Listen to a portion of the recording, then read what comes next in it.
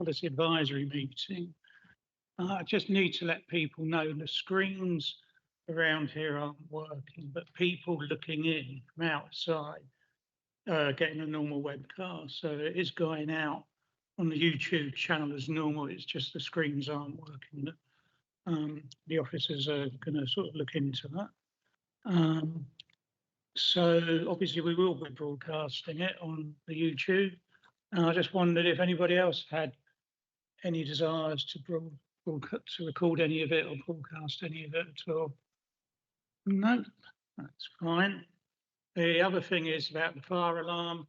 As people know, if the fire alarms do go off, then Cassie from Democratic Services will go and investigate and then come and update us on to what we should do.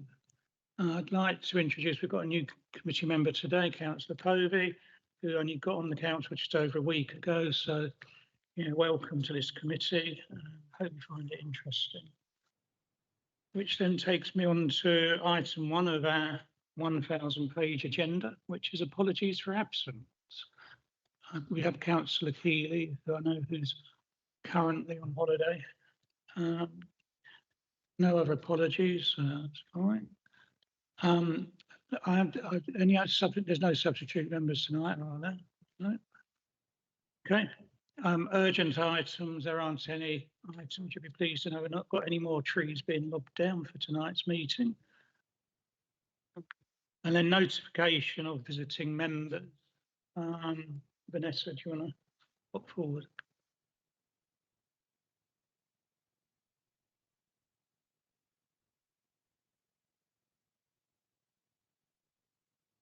Thank you. There's no visiting members on the internet, are there, or anything tonight? No. Okay. That brings us on then to disclosures. So are there any disclosures by any members or officers in terms of tonight's meeting? Any items on the agenda at all? No. Has anybody been lobbied on any of the items here tonight? No? Stuart, did you want to say something? Oh, okay, yeah, okay. She's in the same group, so that's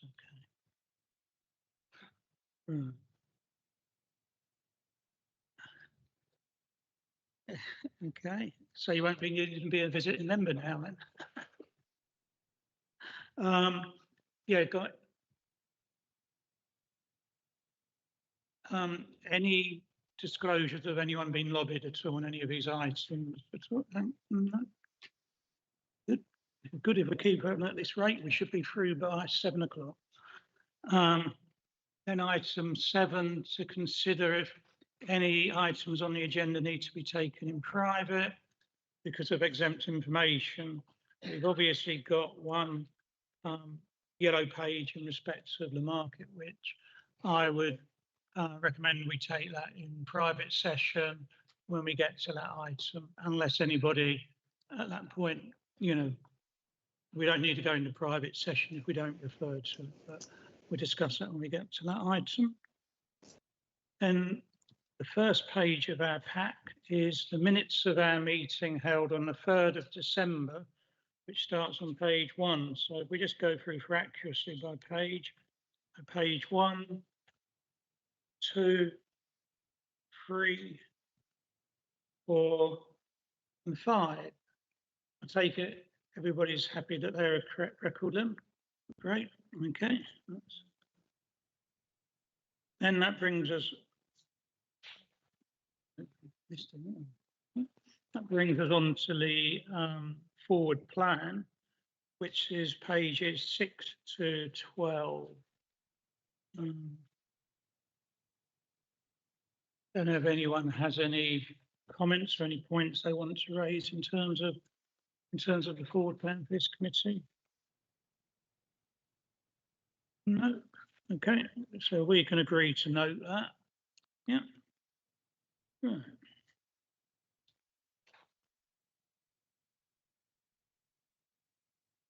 I'm going to do a slight change of the agenda if everybody's happy with it. After we've done Heathlands and Lidsing, I was going to bring forward item 15 on the shop fronts be taken there so that the relevant officer doesn't have to attend for the rest of the meeting if they don't wish. So is everybody happy that after item 11 we then go to item 15 and then back to item 12? Yep. Excellent. Which then brings us on to the first of our weighty items tonight, which is Heathlands Garden Settlement Supplementary Planning Document. And let me do this first. So we have two people wishing to make a statement to us, so I will take them before we open up the item. So first of all, if I could invite Councillor John Britt of Lenham Parish Council to come forward. Oh, is he virtual? Oh, okay. So, John, if you can, hopefully you can hear us. So you've got 3 minutes to address the committee.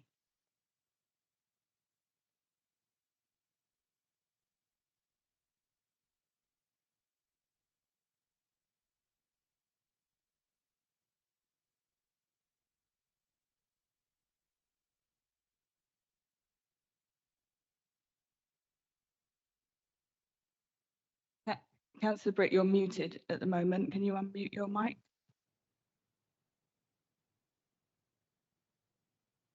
All right. Hi. So good evening. Can you hear me? Hello? Yeah, we can hear you now. Thank you. Sorry about that. Good evening, members. So thank you for affording me this opportunity to address you. As I've only 3 minutes to talk through a series of complex issues, I'd like to raise some points which I feel you might wish to give your attention to. The first is that your option provided in the officer's report is a choice between recommending a consultation period of either 4 or 6 weeks, and the recommendation is put forward for the shorter period due to the interruption caused by the by-election. That interruption is actually an irrelevance and should not impact on the ability of the public to scrutinise the plan properly. This also means, in effect, your opinion regarding the content of the report and the viability of the supplementary planning document to which it refers is sidelined. In my view, there should be at least an option for you, having carefully studied the content of both the officer's report and the SPD to which it refers, to consider whether in its present form the SPD is in fact recommendable, and if not, return it to the stakeholder steering group. If I might remind everyone, what the inspector envisaged when establishing the need for an SPD was that the information which was not available at the time of the inspection of the local plan, and specifically the policy within that plan that refers to heathlands, should be settled by the creation of a detailed SPD. Issues which were specifically highlighted then were, amongst others, the delivery of critical infrastructure in terms of timing and resourcing, an updated assessment of transport modelling, and the detailed impact on the North Downs national landscape. Even with this information and detail available, the inspector felt the deliverability of Heathland's proposal was marginal. They're his words, not mine. As you will have observed, those elements are missing. This is because as the creation of the document you have in front of you unfolded, it became clear that there were significant hurdles to delivery and viability and sustainability, which simply could not be squared, and we continue to maintain they are unlikely to be. Specifically, there are promises made for major infrastructure requirements over which neither NBC nor its delivery partner Homes England have any control or influence. Plus, there are no implementation dates, no realistic infrastructure delivery plan, and no independent viability testing. And none of this will resolve NBC's lack of a current 5-year land supply.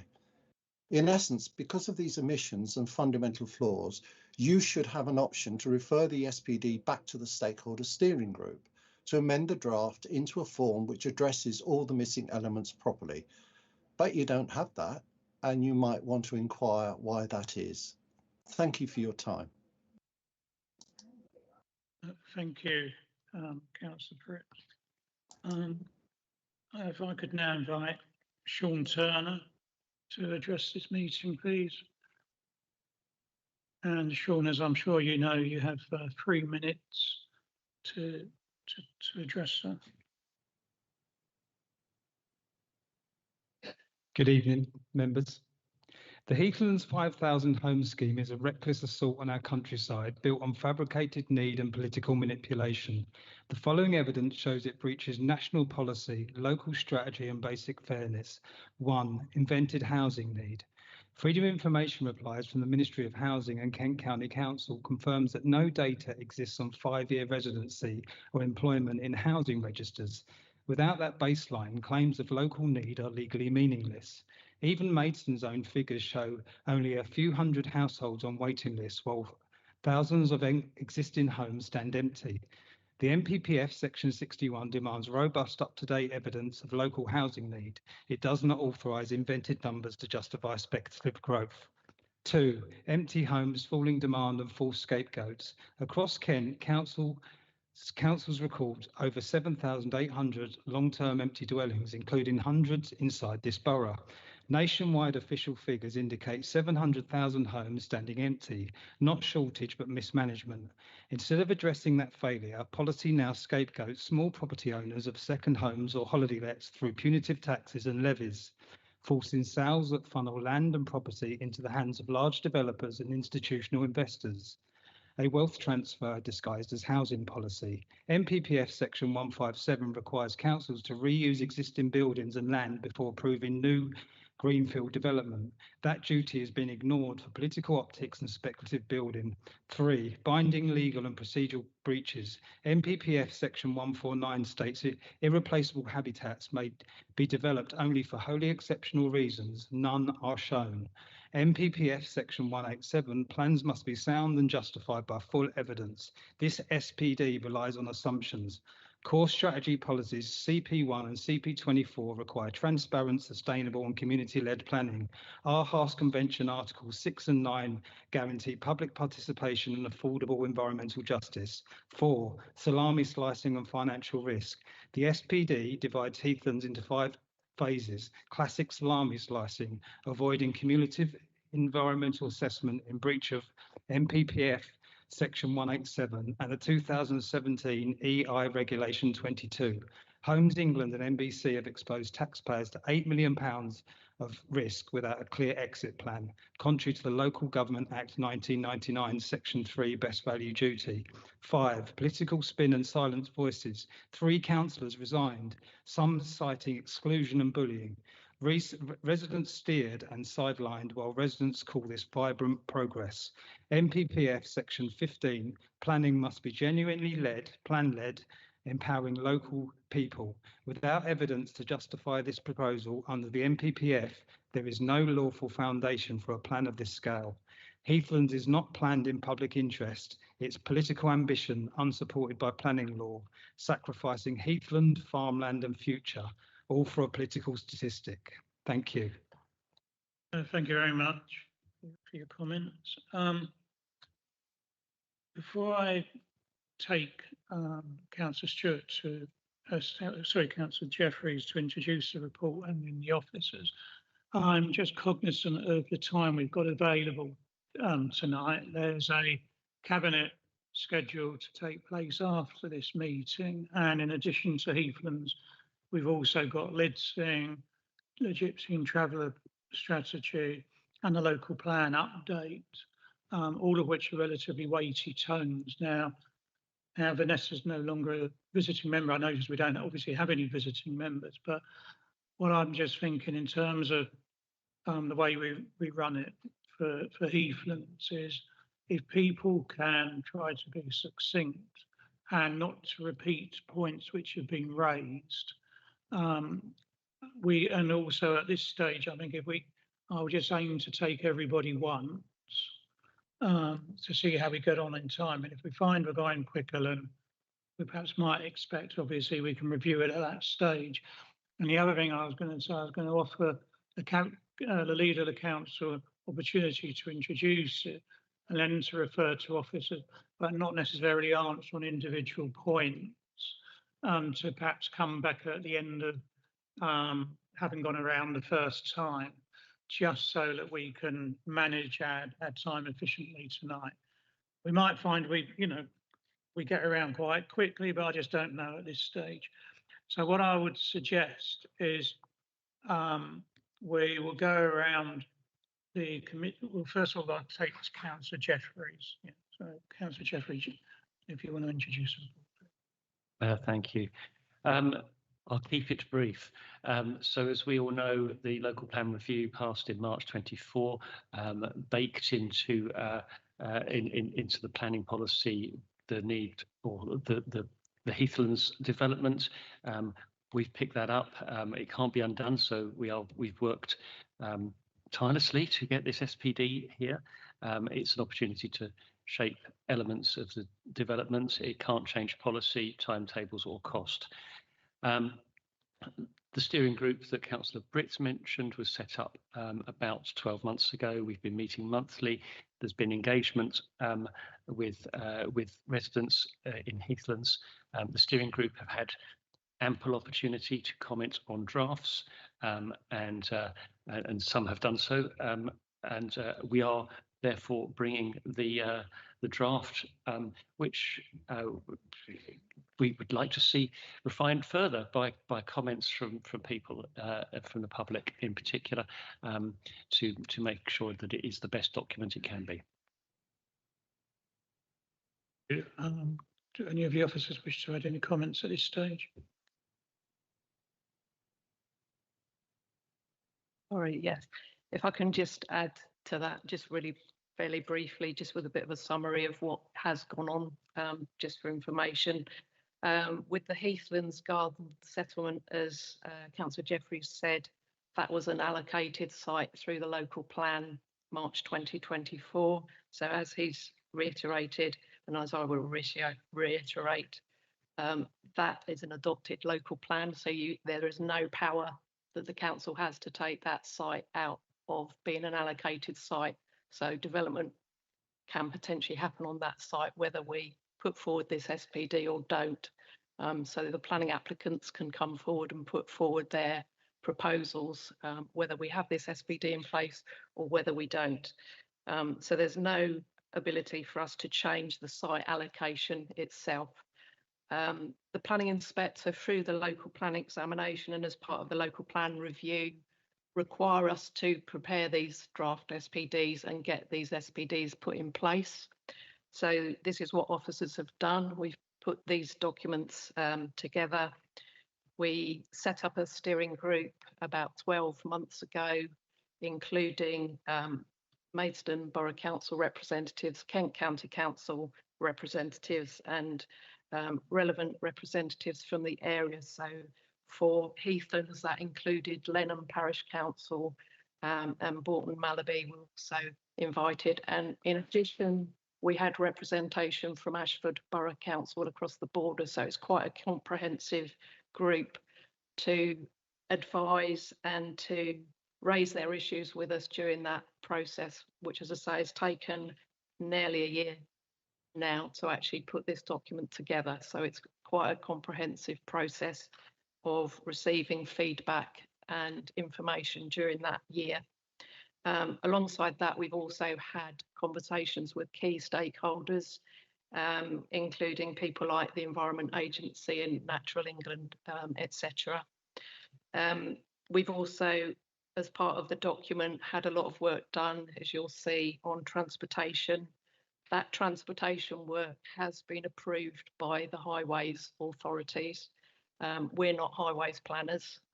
National Highways, KCC Highways, and in the case of Lidsing, which I know this isn't, but Lidsing have also had Medway Council planners, transport planners involved. So they are happy with the content. We've also had a company called HIAS, who are planning consultants, advising and critiquing the work that we've done. So we are, as officers,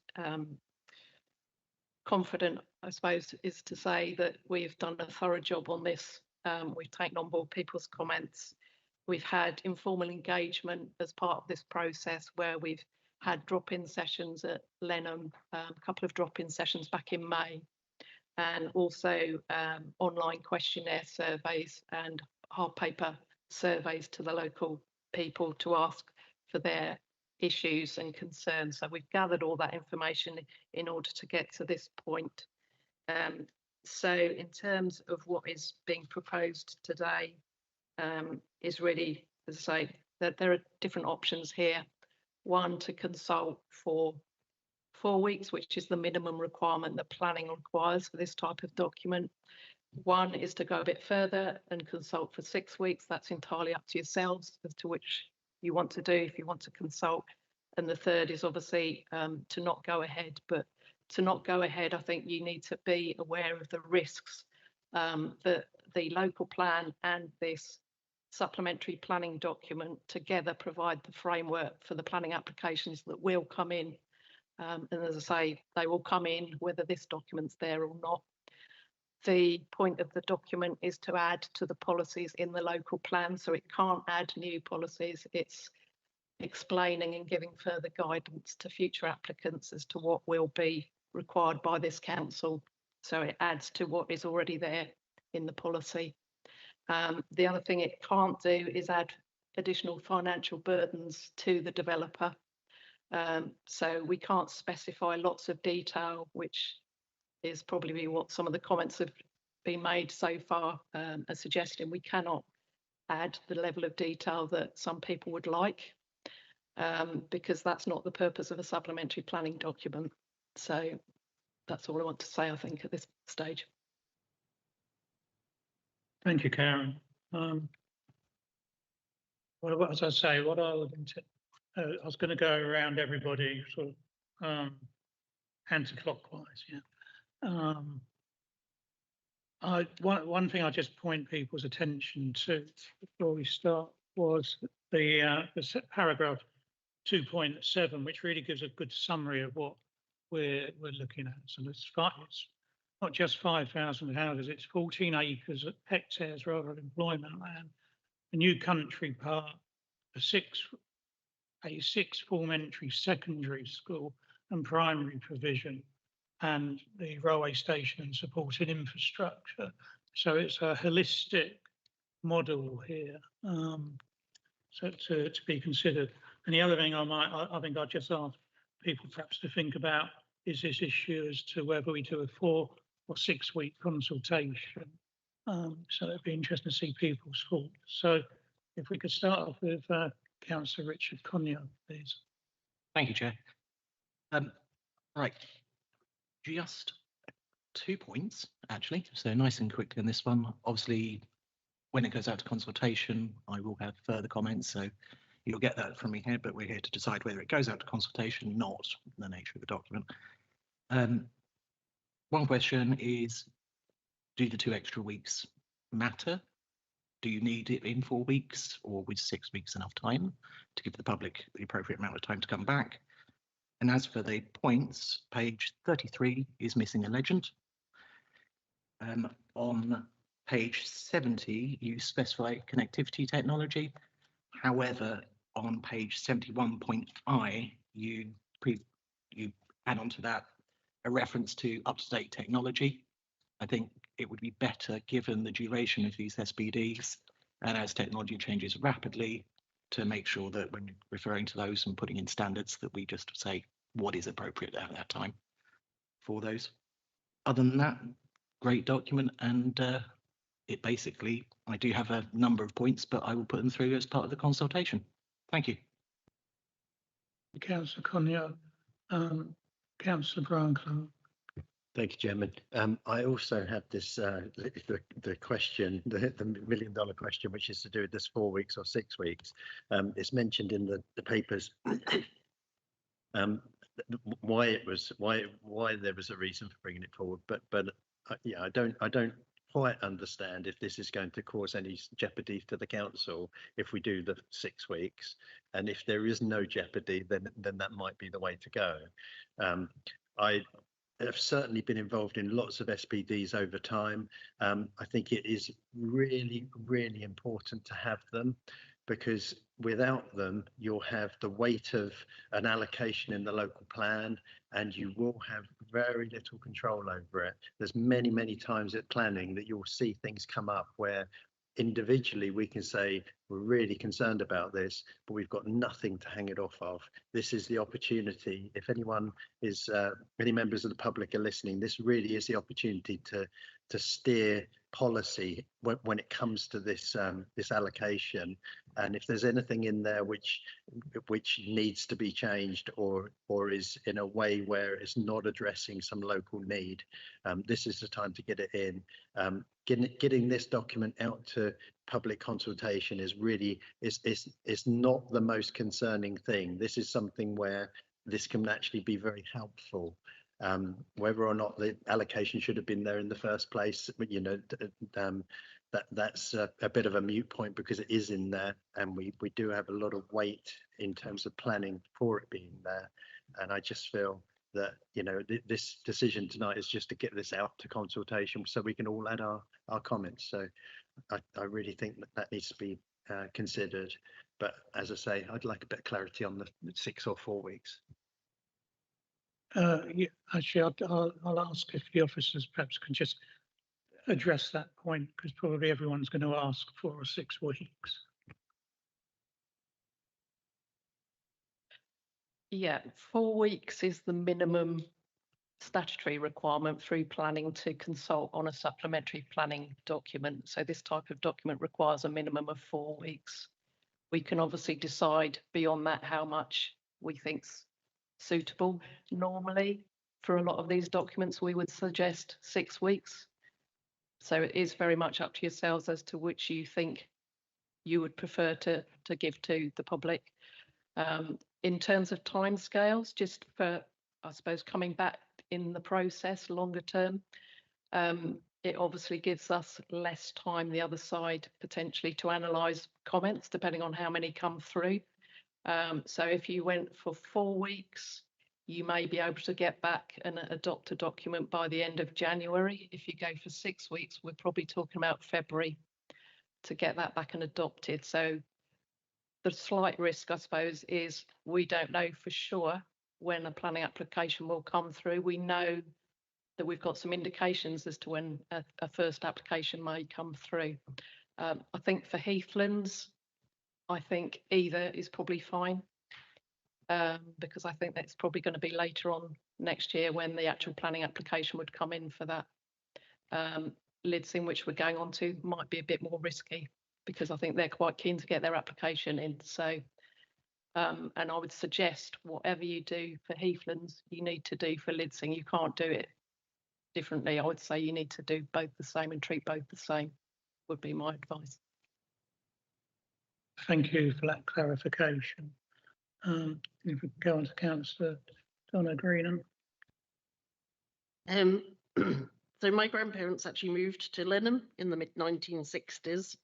I went to school there in the 1980s. It's changed a lot over that time. I can understand why people are upset by the proposals, but obviously the allocation for the land has been made. We can't reverse that decision. It's about the what we do now. I read through the document. I thought there were some really good things in there that we're going to be proposing to do. I hope that people really take time to read through it and feedback. And I personally felt that the 6 weeks would be a better time. We've got 3 new councillors in the area that will be out knocking door to door. So we need to allow time for everybody to be involved with feedback. Thank you for that, Donna. Councillor Vanessa Jones.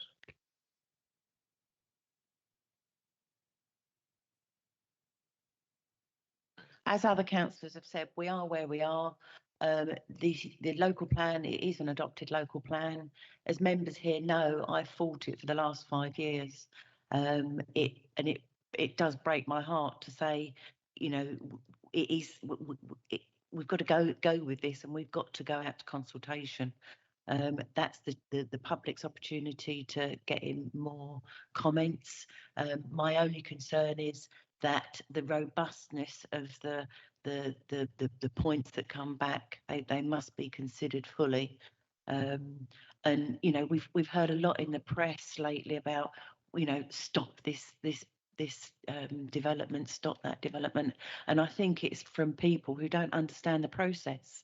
We cannot stop the local plan.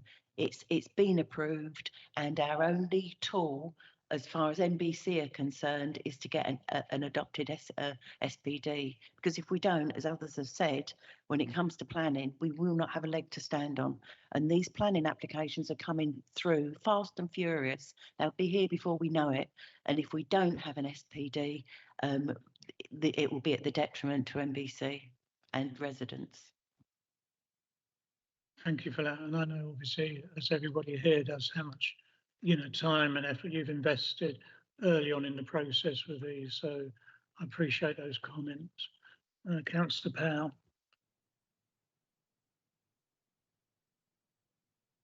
Povey.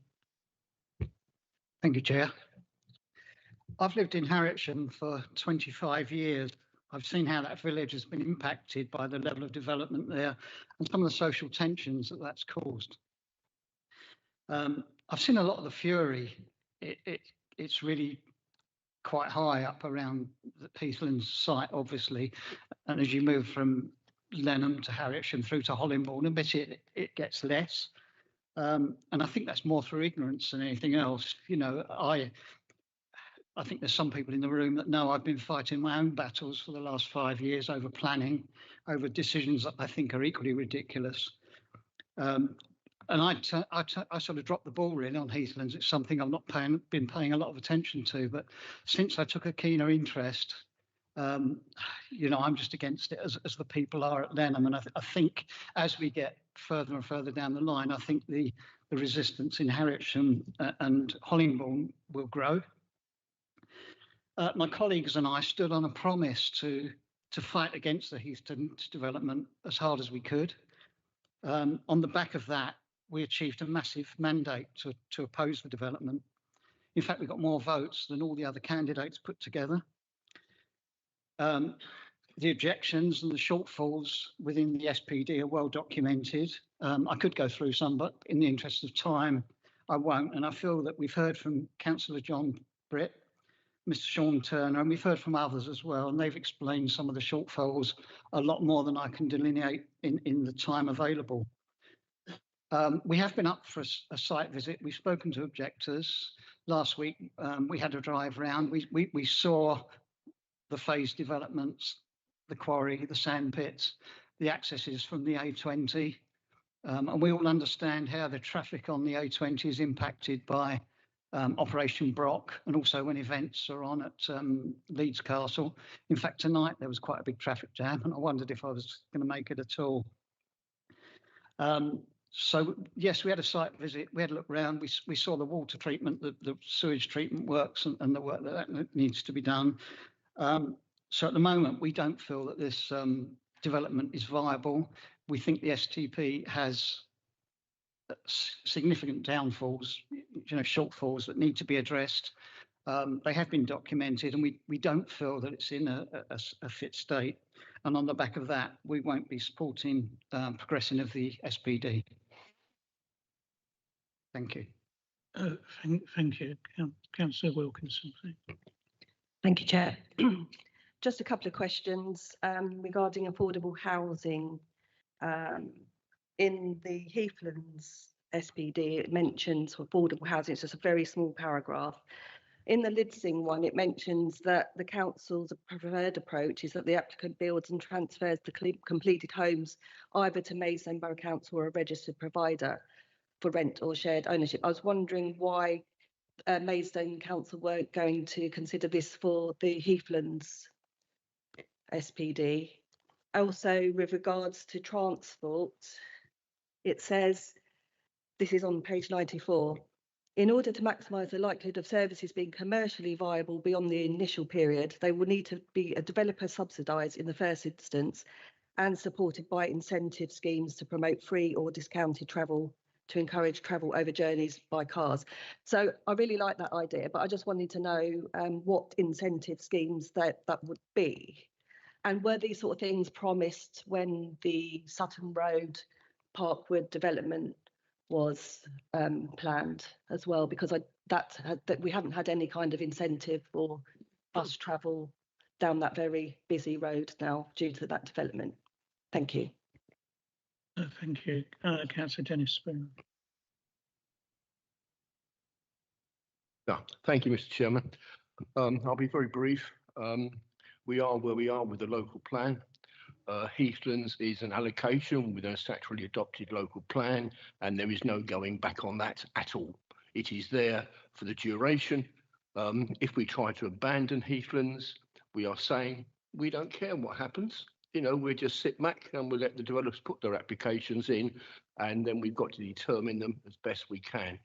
By taking the control through the SPD, it gives the Borough Council the opportunity to master plan this development, which I think is absolutely essential, and it fits in with the vision for Heathlands, which was embodied within the local plan and which has been evolving over the past seven to 8 years.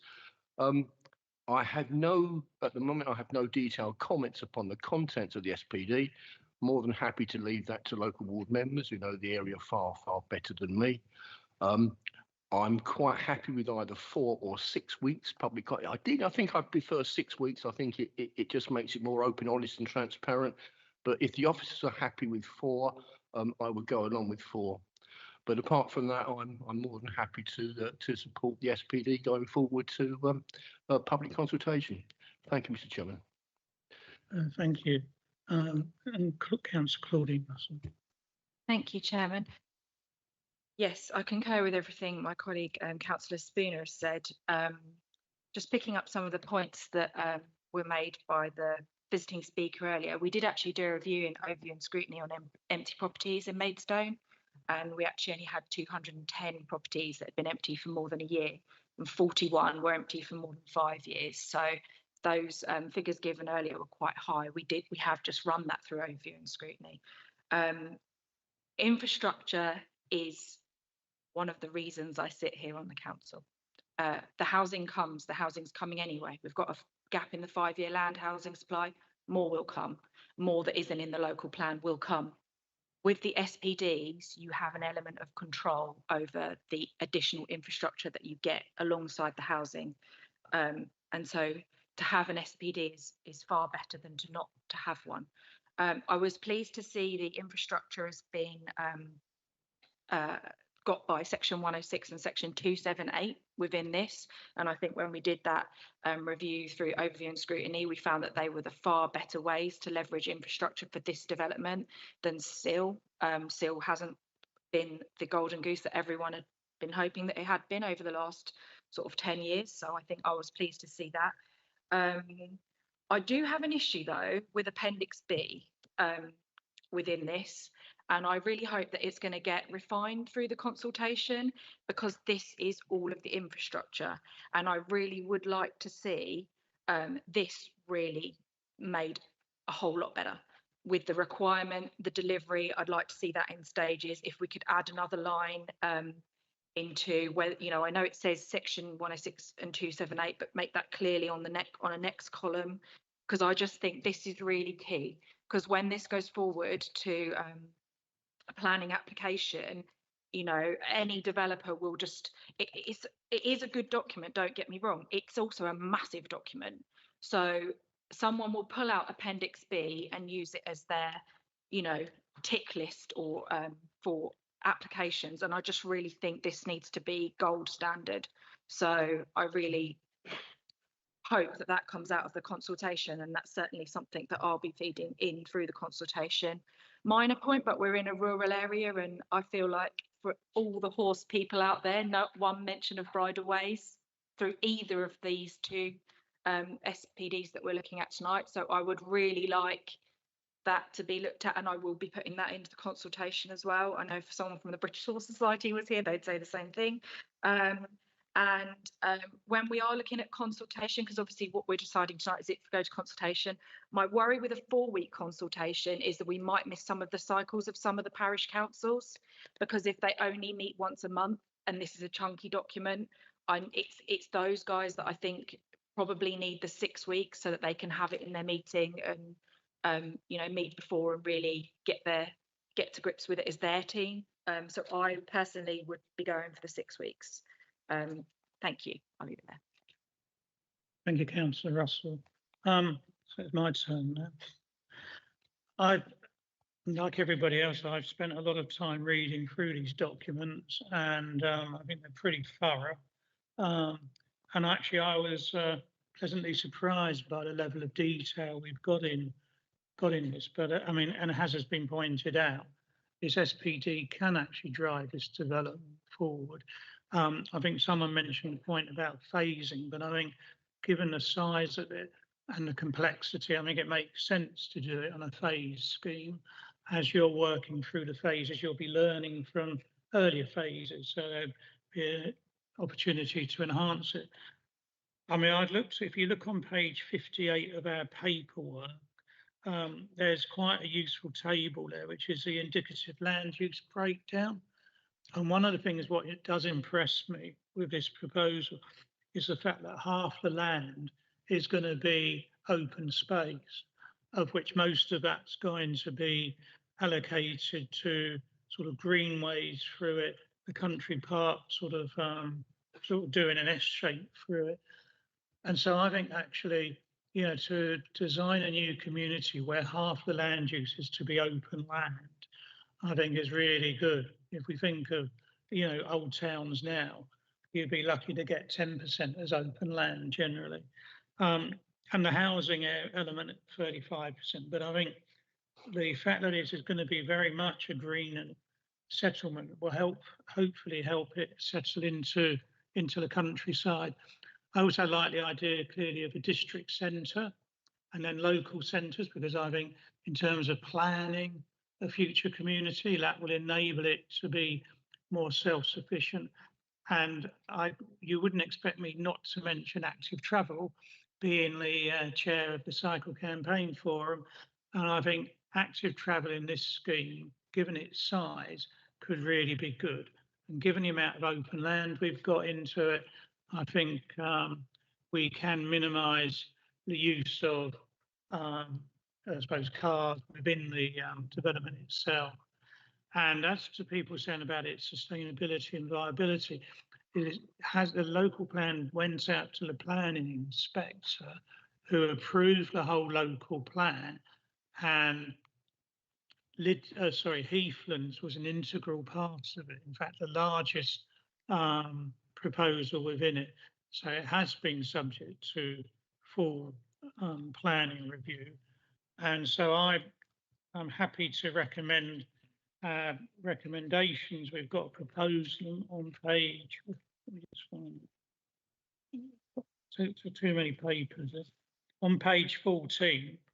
So we've got two recommendations. The consultation on the draft Heathlands Garden Settlement SPD Appendix 1, supported by the Transport Annex Appendix 2, Landscape Strategy Appendix 3, and Statement of Consultation Appendix 4 be approved, and delegated authority be given to the Head of Planning and Economic Development to make minor graphic layout or editorial amendments prior to consultation.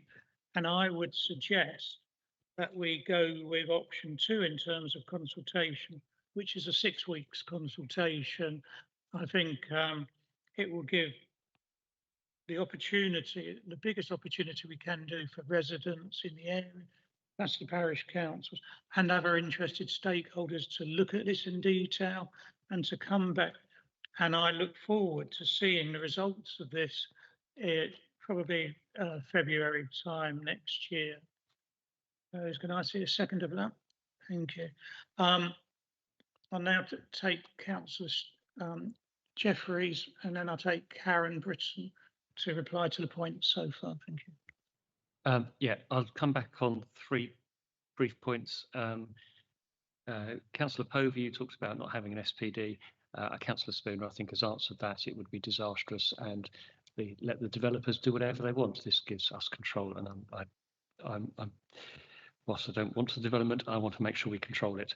Affordable homes, Joe, you mentioned the reason we've got first dibs on them is because we are joint promoters with Homes England. Without that, they could sell to whoever they want to, and that's we're not joint promoters in Lidsing, which is why it's different there. So staying in as joint promoter means we have got that opportunity. And in terms of public transport incentives, I mean, I don't know the history as well as others in the room on the Sutton Road, but it sounds like a KCC thing, incentivising public transport in terms of train and bus services. I suspect would be a slightly different matter. We all know the frustrations we've had with KCC over the years. And would the officers like to come back?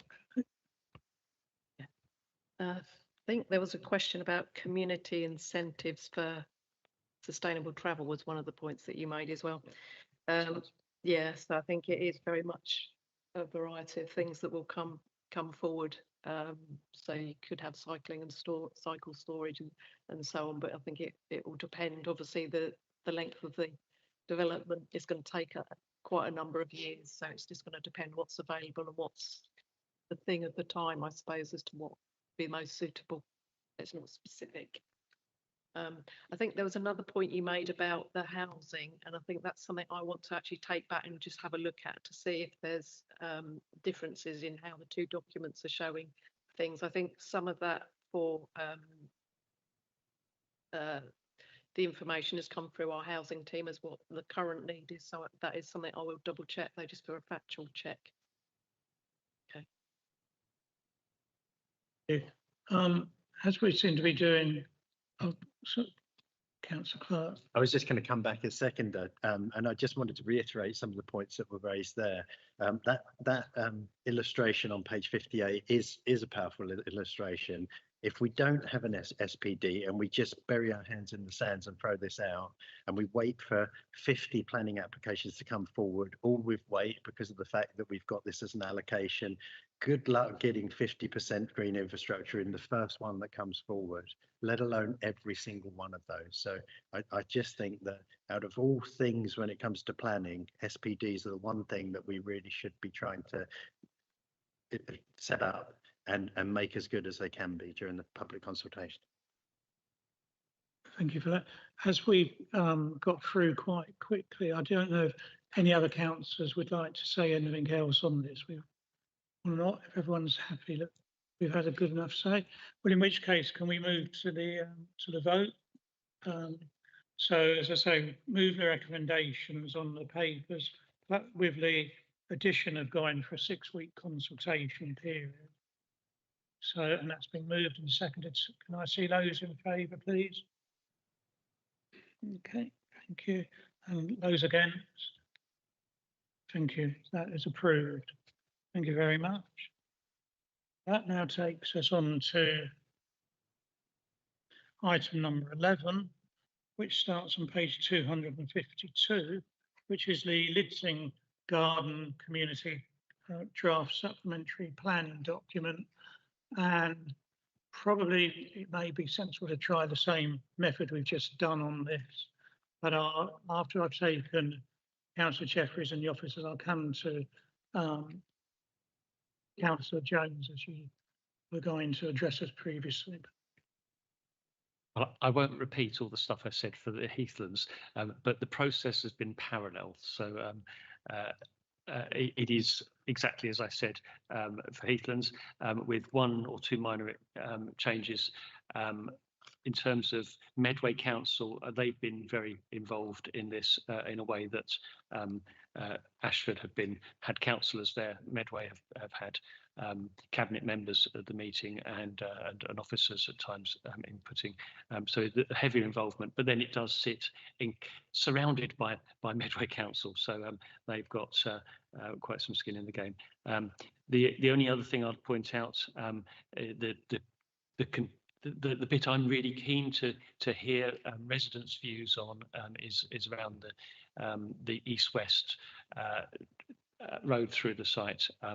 I think that's probably the most interesting bits to try and get some real good planning policy around to prevent it becoming a bit of a rat run for the rest of Lordswood, which I don't think any of us would like to see. So thoughts about how that might be mitigated from the public would be really welcome, in my opinion. Thank you, Councillor Jeffries. I'll pass it over to now Karen. Any comment?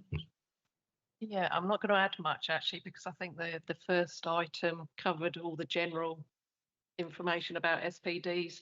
I think Councillor Jeffries just reiterated the involvement of Medway. So the only couple of things I was just going to mention is obviously with Lidsing, we had Bredhurst and Boxley parish councils as the local representation for the Lidsing supplementary planning document, but very much similar processes and very much the same as the information I gave for Heathlands in terms of process and how it was put together. So I don't have anything further to add to this one. Thank you. I'd say Councillor Vanessa Jones now. Thank you, Chair. As most of you know here, I've fought the development at Lidsing for over 5 years. I formed the Against Lidsing campaign and I took Bredhurst Parish Council's fight to the High Court. Sadly, the Tory-led plan was approved by a government inspector and Bredhurst PC's judicial review failed. We got to the High Court. Lenham didn't even get that far. We did, and it failed. When the Green and Independent and Lib Dem coalition took control of NBC in 24, we had all hoped to scrap the plan, but found it to be legally impossible. I've heard many claims lately that Heathlands and or Lidsing can just be stopped, but nobody ever gives any detail as to how. If anyone knows something that eminent planning barristers don't, please get in touch. Words are meaningless without the detail. We can all say we hate it, we stop it, we won't let it go ahead, but please just tell us how, because I've been trying for over 5 years. We knew the local plan was ill-conceived, being centred on 3 huge developments, 5,000 houses at Heathlands, 1,200 at Invicta Park and 2,000 at Lidsing. It seems to have escaped the previous administration that building at Heathlands cannot start until 2033. It seems unlikely that the MOD will sell Invicta Park, which just leaves Lidsing. The phasing of Lidsing allows for just 590 houses to be delivered between 2028 and 2033, a long way short of the promised 9,000 plus, and even allowing for other small allocations within the local plan, far short of delivering a viable 5-year housing land supply. Together with my fellow ward councillor Stephen Thompson, we have held our administration and officers to account and scrutinised the SPD before you tonight. It's still far from perfect, with our major concerns around the delivery of infrastructure. It's ridiculous that the new East-West Link Road, which is promised in phase 1, doesn't actually join up to the M2 until 2033 in phase 2. It just sort of stops dead at the end of Bredhurst and all the traffic spills out onto local roads. Absolutely ludicrous. It's also a huge concern that there's no mitigation for roads in the adjacent areas, including Lordswood, Walderslade, Medway, villages of Bredhurst and Boxley. We have also questioned the figures in the SPD, particularly in the transport annex, relating to the informal consultation held in March this year, which frankly just don't tally with what the promoter has put forward, with what the figures put forward by NBC. They don't add up. So that it really seriously needs to be looked at, because they've used those figures to support a course of action when the figures don't stack up. In the formal consultation if the formal consultation process is to start, it must be a meaningful and transparent process. We must have an absolute assurance that responses will be fully considered and changes made to the SPD through the stakeholder steering group before the final version is agreed by Cabinet and published. This is a thing that members of the public feel very aggrieved about. They go through consultation after consultation, they fill in surveys and questionnaires, and then at the end of it, they see no changes. And that must be addressed in this consultation. The SPD is the main tool available to NBC and its successors to hold developers to account and to ensure that the disastrous effects at Lidsing that Lidsing will have on our community is made as bearable as possible.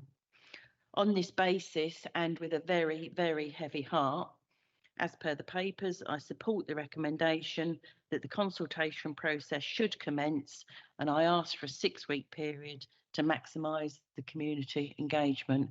And just coming back on Claudine's point, we have actually got, we have had representatives from BHS come along to our consultation events, and we have got some new bridleways. We've been very keen on that as well. But thank you. I mean, I will be, when we get to the point, recommending that we do a 6-week consultation to be, as pointed out earlier, to be consistent with Heathlands, and also to give the maximum opportunity to discuss it with the public and stakeholders. I'll take Councillor Stephen Thompson as in the guise as a visiting member, and also a councillor for Boxley. Quite correct, and thank you, Mr. Chairman. So, in view of my position as councillor, indeed chair of Boxley Parish Council, with Vanessa Jones, who's also on Boxley Parish Council, as well as Bredhurst chair, we wear a number of hats, wedged on at various angles. As you will have heard, Vanessa has spoken on our behalf, and so I warmly appreciate her remarks and the sentiments that we convey to you with great seriousness on behalf of the current and future community. We do indeed have great misgivings about the speed of the process that we have been through in a short number of months. We could debate the use of phrases this evening from various folk in good faith as to how adequate and full the sharing of information has been, and the responsiveness of the document to that process. I would like to say that I very much appreciate the great speed at which our officers have worked, and under great duress, I think is not too strong a word. I'm told that such a task would take typically 2 years, and it's been done in a small number of months, and officers have my respect for that personally. I would like to make that very, very, very clear. I'm sure that's not a controversial thing to say. So I think the points that we could continue to bring to the attention of our officers are that we are still very nervous about the ecological aspects of these plans. We think there are lessons to be learned, for example, from the Gibraltar Farm development that could be transferred into this document. We are very concerned about the phasing and specification of the infrastructure delivery. Various people have mentioned the East-West link, the connection to the M2, the lack of detail of that phasing, and indeed the lack of detail as to precisely what the approval by, for example, the highways authorities actually stands for. To come to action points, Mr. Chairman, it seems to me that we need to thrash out in this meeting and indeed the next one precisely what needs to be done or what must be done before the release of these current documents. Exactly how the process will be carried out in the meantime, officers are well aware of my feelings about what the nature of that consultation should look like, and I'm grateful for their assistance in recent days in making that process as open and transparent as possible. So in the case of Lidsing, we're looking forward to working with Medway colleagues politically and in the community, as well as with officers, which is we'd like to commend them for and thank them for their cooperation. And then indeed bring real specificity about what happens when the information is reported on back through officers, so that we are really clear as to how robust and responsive the process can, will and must be, in order that the final result, as we heard with the petitions on Heathlands, that what we end up with is a really robust document that will be of use in planning committee and on the desks of officers who are judging outline planning applications and so on for decades to come, that it actually does the things which we know it needs to do. That process, the carrying forward of the analysis of the findings through the public consultation period and the production then of the final SPD, that needs to be timely, that needs to be open, that needs to be thorough, and it needs to be given adequate time. Thank you, Mr. Chairman. Thank you, Councillor Thompson. So what I'll do again is we'll work our way, obviously, around the table, if that's okay. So we can start again with Richard, Councillor Conyard. Thank you, Chair. As per the previous, I will put in any comment at the appropriate time, but in terms of barriers and things to look at before going out to the public, just two very minor points and one just a bit of not clarity, but to ensure things are aligned. So page 12 on the Heathlands SPD, you have a similar diagram, but pointing out you are here. May be useful to include just to be helpful for the public.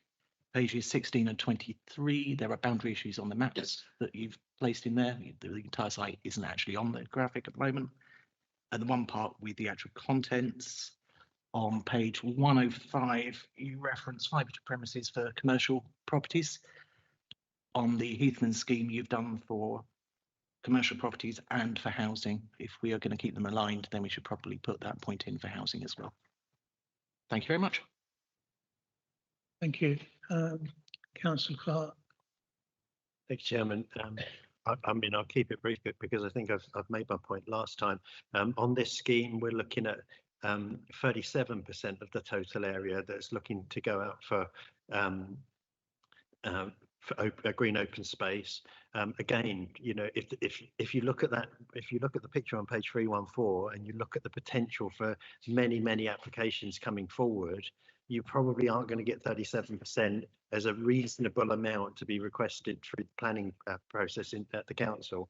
I would say when I look at that map, I do see that there's ancient woodland on the east and the west of the site, and I would just say that that's something to be cautious about for anyone that's looking over these plans, to make sure that we do have reasonable buffer spaces. I know there has been provision for it, but there is we do need to make sure that they are properly protected to allow the wildlife networks on the edges of that site. But other than that, I'm happy for this to go out, and I'm happy for the 6 weeks. Thank you. Councillor Donna Brennan. I don't think I've really got anything to add. One concern would be the public transport, and that we can actually get the bus services in that are promised, and happy for the 6-week consultation. Thank you. Councillor Povey. Thank you, Chair. I grew up in Wigmore. It's an area that's very close to my heart. Used to ride my bicycle as a kid all up through Hempstead and up through Bredhurst to Lidsing, and it's a great shame to see what's going to be happening to that area. However, as a councillor, and I do notice, by the way, that the two councillors most impacted by this are supporting tonight. It's not something I've spoken to them about. In my short time as a councillor, I've been concentrating 100% on Heathlands. Last night I was given this pile, and it was only announced over the last couple of days that I'd be sitting here tonight. So I think it's only fair that tonight I abstain, if that's possible. Of course. Councillor Wilkinson. Thank you, Chair. Going back to the reply that Councillor Jeffrey said about it with regards to incentives, travel incentives, etc., that's in KCC's gift.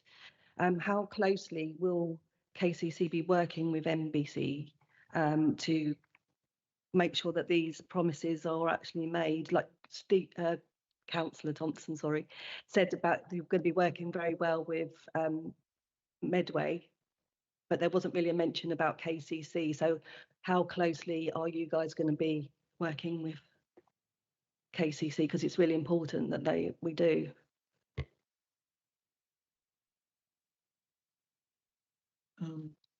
Councillor Spooner. Thank you, Mr. Chairman. I don't really think there's much else I can add to what I've already said about Heathlands. We do need the SPD to take things forward, and without it, we just put ourselves in the hands of the developers. The SPD does give us control. It enables us to provide the infrastructure, and there is a history of this in this borough. I can remember planning going back many years, perhaps more years than most other people in this chamber. But Grove Green, for instance, that all started with a master plan. It was called the Weavling Street Action Area Plan. Walderslade we called them all action area plans back in the 1960s and 70s, and they were very successful.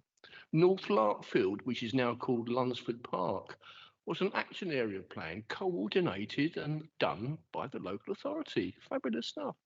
I foresee Lidsing and Heathlands following on with that tradition. This is the local authority doing what it should be doing, planning its area for its communities.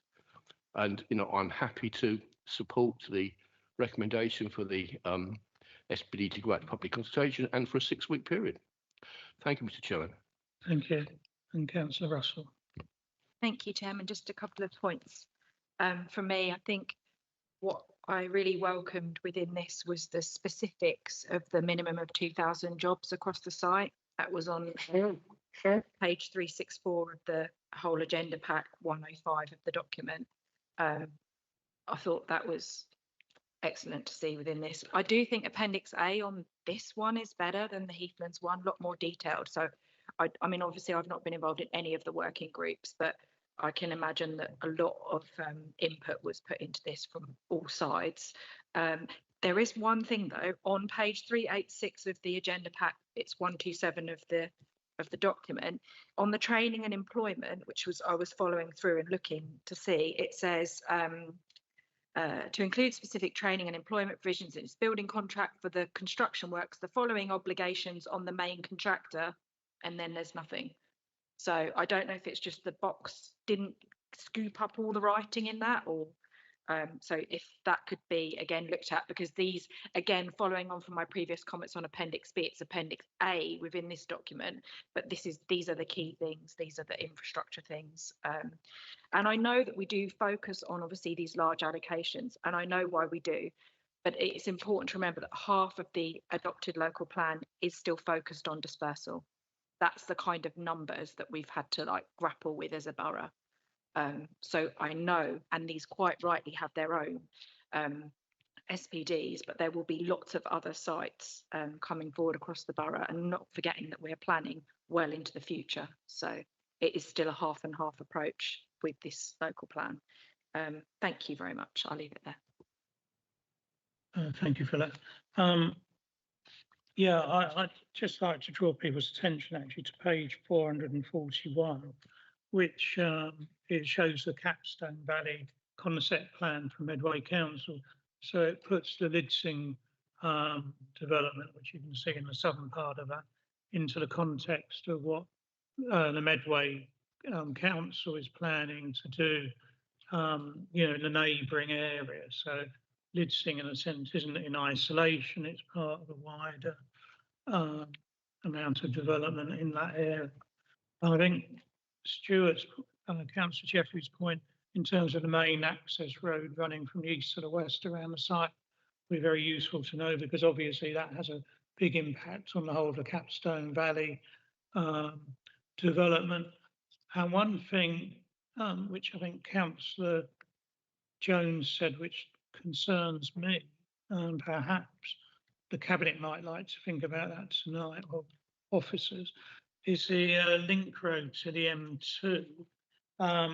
If we're looking to get it, I mean, this East Road access road built the whole way, but then linking into the existing narrow lane going across the bridge, rather than building a new bridge across the motorway and then doing that sort of U-turn, as it were, as you can see on the maps. I would have thought that would be something we would have been looking at phasing in at the very early start of this, in terms of infrastructure provision, because without putting that in, the actual access to the site is going to be quite impaired for that initial period. So that'd be something I would urge consideration to be given on. Again, I welcome 37% of this site to be open space. I think, as was pointed out, if it was individual planning applications coming up, you'd be lucky to get 10% or less as open space, whereas planning on the holistic approach we can do. And I would also urge, in terms of the consultation, actually, I should have mentioned on the previous one, both on Lidsing and the Heathlands, that we do a really thorough consultation with, holding public meetings and events similar to which we did on the previous stages when we were in the early points of drafting up these SPD, just to give the wider communities in this area and stakeholders the maximum opportunity to input. Because I think the local views could help refine these documents, both of them, and make them better and more robust to go forward. So I say I'm happy to move the recommendations, plus the addition that we have a 6-week consultation for this. See that seconded. Can I also speak? I second, and I just want to make a couple of little points. So yes, you're correct, 37%, 44 hectares, which is something that we've, fought for. Councillor Clark's concerns about linking the development through to the ancient woodland in Bredhurst, where there is in the SPD the provision for a green bridge. There's 2 bridges that come into Bredhurst, one or other will be formed, and we're fighting for that to be a substantial green bridge. We don't want a couple of planters either side of a road. That isn't a green bridge, so we're fighting for that. East-West link is a great concern. My understanding is that the link to the M2, the government inspector agreed that it was in phase 2, so I don't know that we can bring it forward at all. But I mean, if we could, I mean, it is just bonkers the way it's laid out now. That the traffic spews from the end of this road onto a tiny sort of B road. It's ridiculous. And just to come back on the final point, to stress the importance of an SPD, because we know, I'm not so sure about the Heathlands development, but we know at Lidsing, the promoter has told us that we should expect planning applications by the end of this year or the beginning of next year. He's not going to hold back. We're going to get applications, and without an SPD that we can use, it would be absolute suicide for this council, which is why, against my best instinct, and as I said, I've lived and breathed this for the last 5 or 6 years. I've put so much time and effort into this, but we must go ahead with this, get the consultation, and get the best possible SPD that we can. And for that reason, I second it. Thank you, Ashley.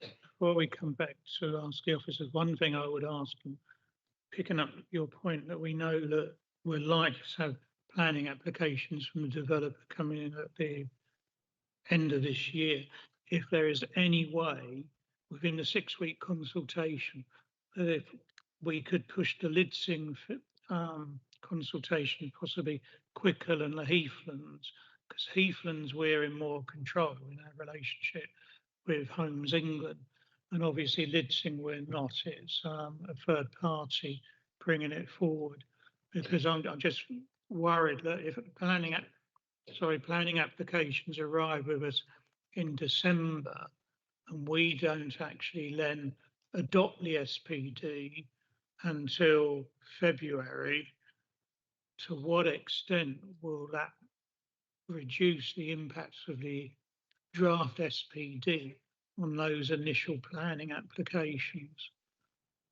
So that's my last comment. So Councillor Jeffries, I shall come back to you later, Vanessa. Take Councillor Jeffries, then the officer. Thank you, Councillor Harper. I think I'm going to pass to colleagues to some of the other points, but that particular point about the timing is the worrying one and the crucial one. Either we get the timetable brings us to passing the SPD in January or it's February, depending on its 4 or 6 weeks. I don't think it would be fair to run the 2 consultations on different timescales. That kind of feels wrong. So we're going to probably have to do the same for both. And it's a risk. Do we have a smaller consultation and risk an issue in terms of the public engagement, or do we have a longer consultation and risk losing the ability to hold the developer to the SPD? That's a tough call, and I'm kind of feeling that tough call being echoed from Councillor Jones. So thank you for flagging it up. I'm still in 2 minds. Would the officers like to respond to any of the comments made so far? Yeah, so in terms of there was a comment on various factual tweaks and changes, so we can take those away and potentially change those before the consultation starts. I think there's a few little points that you've raised around the room, so we'll take those away and have a look. There was reference to working with KCC, very similar to Medway, in fact. So we've been working with KCC informally since the start of the process, just to talk through obviously what their requirements were. They have worked alongside us and also National Highways to look at what the requirements were for transportation for this. So we are continuing to work with those representatives on this process. So there's no reason at this stage to think that they're not going to stop doing that. And of course, they're the highways authorities, so they've got a statutory duty to work on highways issues, whereas we're not the transport planners for the area. So they will be working on that. Obviously, when the SPD itself goes through, if it goes through consultation, if you do adopt it in due course, then that gives, again, extra planning weight. That's a document that's got planning weight that will sit with our local plan, and again, they'll need to follow that when they're looking at their own work as well. So there's extra, reason for them to carry on being involved in the process. Sorry, to go back to the Sutton Road and Luce Road, I don't know if KCC have fulfilled their promises in relation to the development up there and the infrastructure, road infrastructure there. So I'm not really holding my breath for that, really.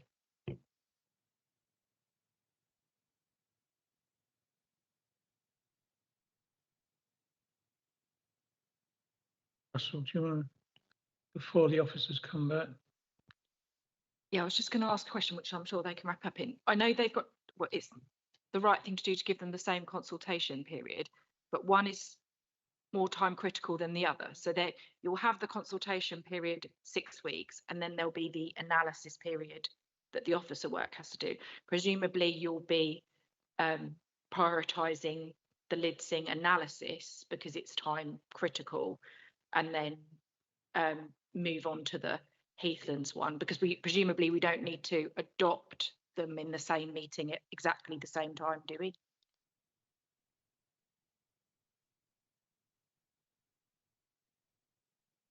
Yeah, I think that's a sensible thing to do in this case. I mean, ideally, we'd like to bring them back together because it does make sense. There are,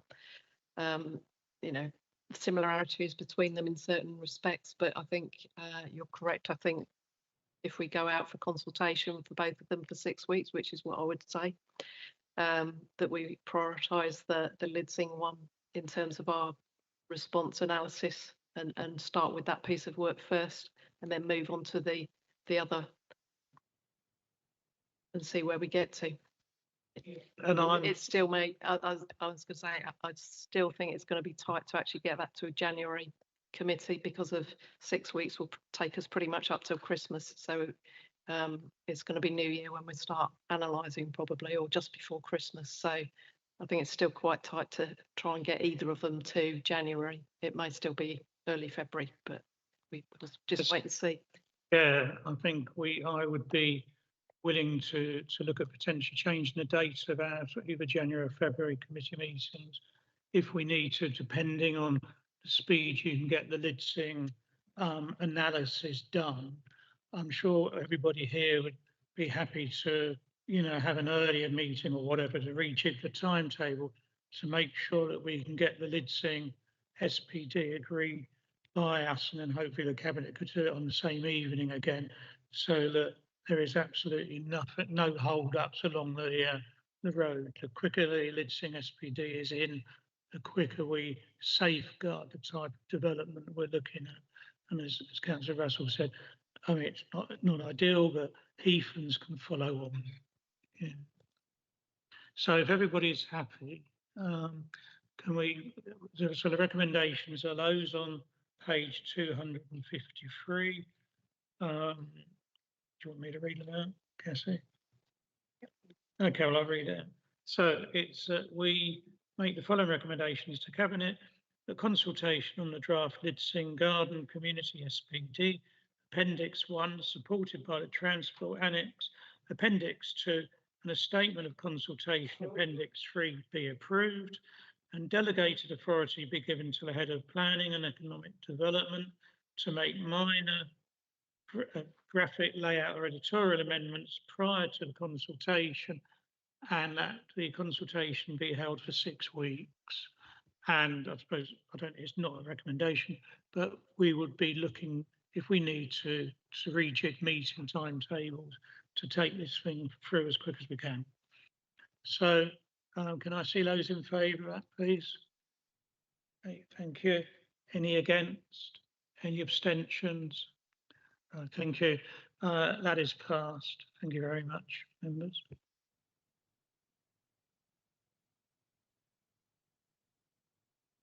The next item we've got is item number 15, which is the shopfront proposal. So Maidstone Shopfront Improvements Grant Scheme on page 917 to 930. Whilst we're all whirling through our pack.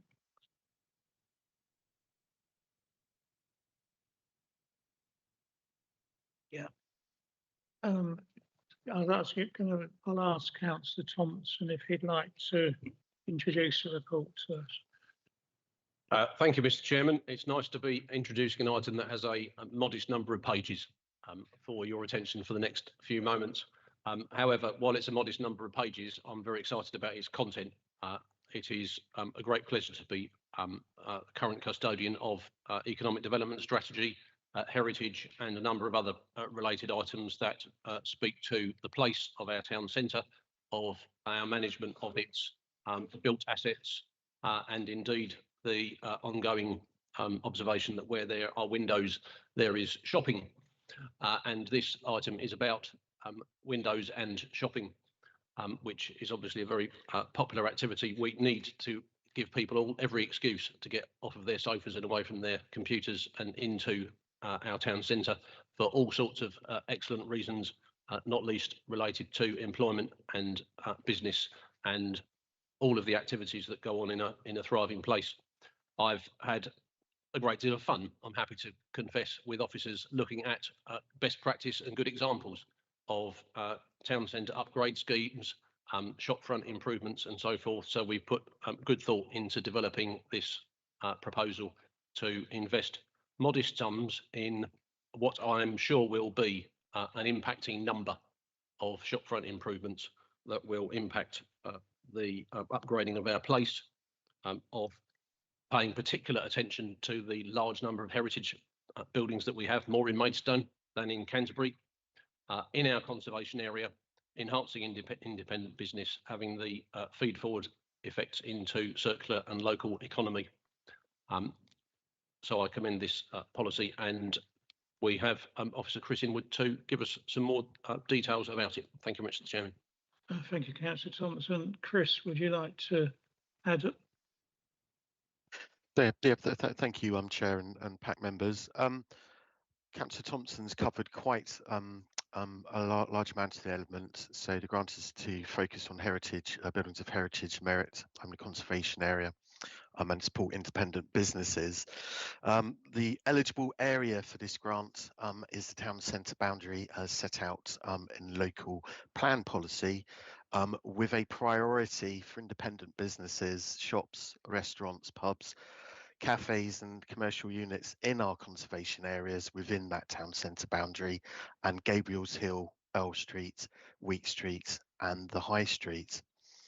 The identified budget for the scheme is £150,000 from the business rates pool, and the prospectus sets out grants ranging between £5,000 and £10,000 with up to 80% grant with a 20 match required from each applicant or each business.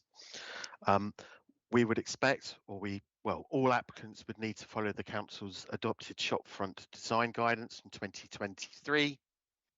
Eligible expenditure includes signage and lighting improvements, shopfront repairs and restoration, and improvements to external features and pre-app and planning permission fees. The grant is unable to support national retailers, chains, multiples, and national charities. In terms of the application process, it's a 3-stage. One is first stage is an expression of interest, which the economic development team will review. On successful review, applicants will be invited to a full online application form. And stage 3 is the assessment panel, which would made up of the head of service of planning and economic development, cabinet member for healthy and strong communities, and the council's principal conservation officer. In terms of timings, we are hopeful with approval to launch the expression of interest on the council's website at the beginning of November. For those that get through expression of interest and fit the prospectus priorities, later on in November, we will run 2 information drop-in sessions with the economic development team and our conservation officer. In hope that we would have enough applications for the sort of mid-January for the grant assessment panel to appraise, we will open up a second round of funding if in the first round there is any fundings left.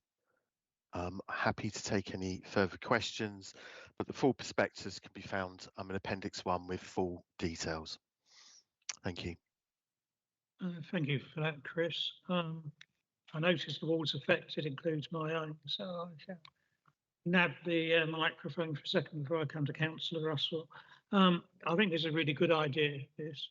I was encouraging the council when I came on, from my knowledge of elsewhere, to actually adopt a shops front policy, because as the cabinet members, Councillor Thompson mentioned, we know in the town centre we've got a massive number of listed buildings, but when you look at ground level, you wouldn't really have much of a clue of that, because most of the shop fronts have just got RSJs and they're just massive panes of glass.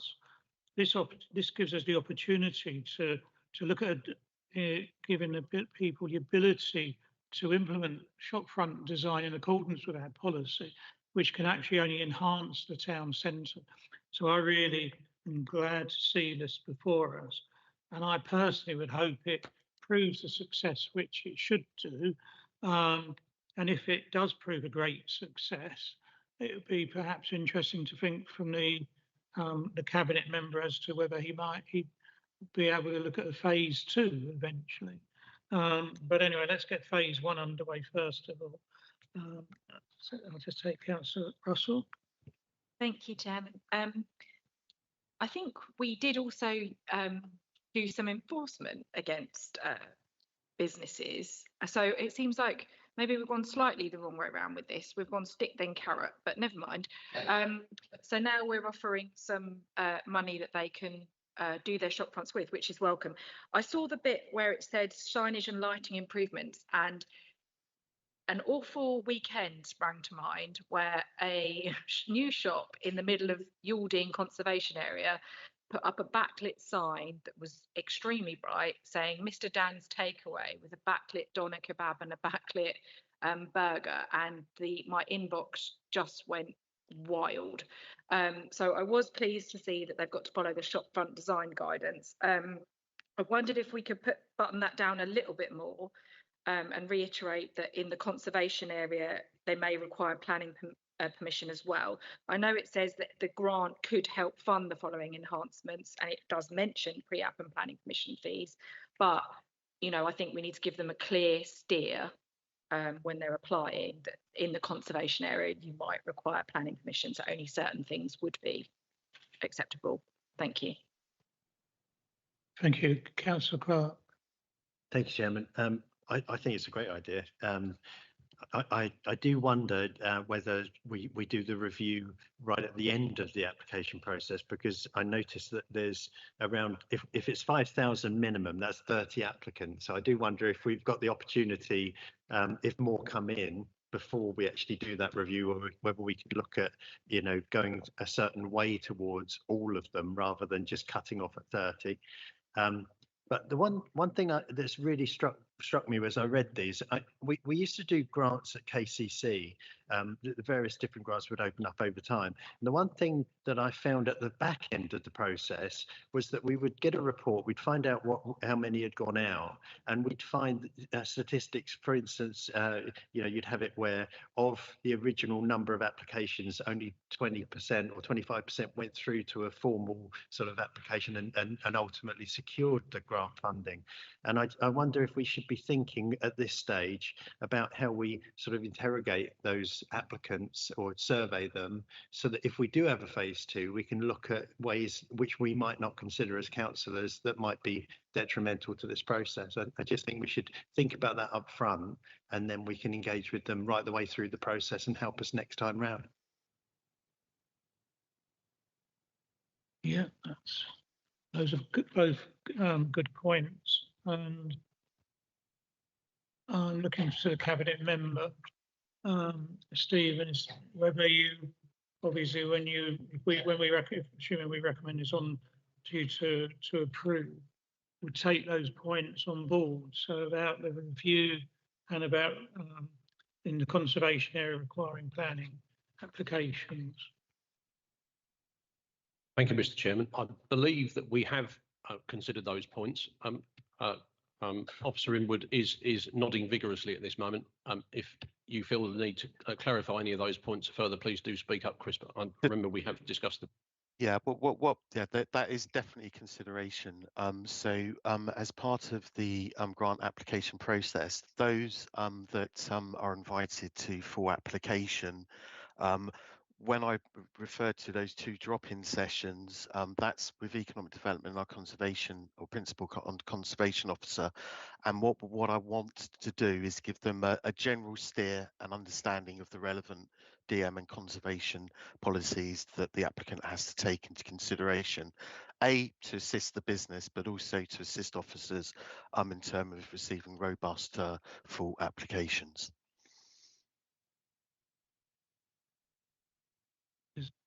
Answer your point, Claudine? Yes, thank you. Okay, thank you. Right, so can I move the recommendation on page 917 that the proposed Maidstone Town Centre shopfront improvement grant scheme prospectus and timetable be approved? Yeah, thank you. Seconded by Councillor Clark. Is that agreed? Great, thank you.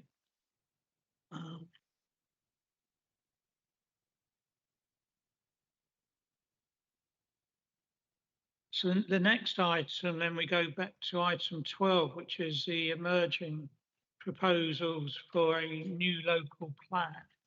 Now, I don't know whether, I'm cognizant of time, but whether anybody would like a comfort break at this stage. Yeah. Can I suggest perhaps we adjourn for 5 minutes and come back at 10 past 8.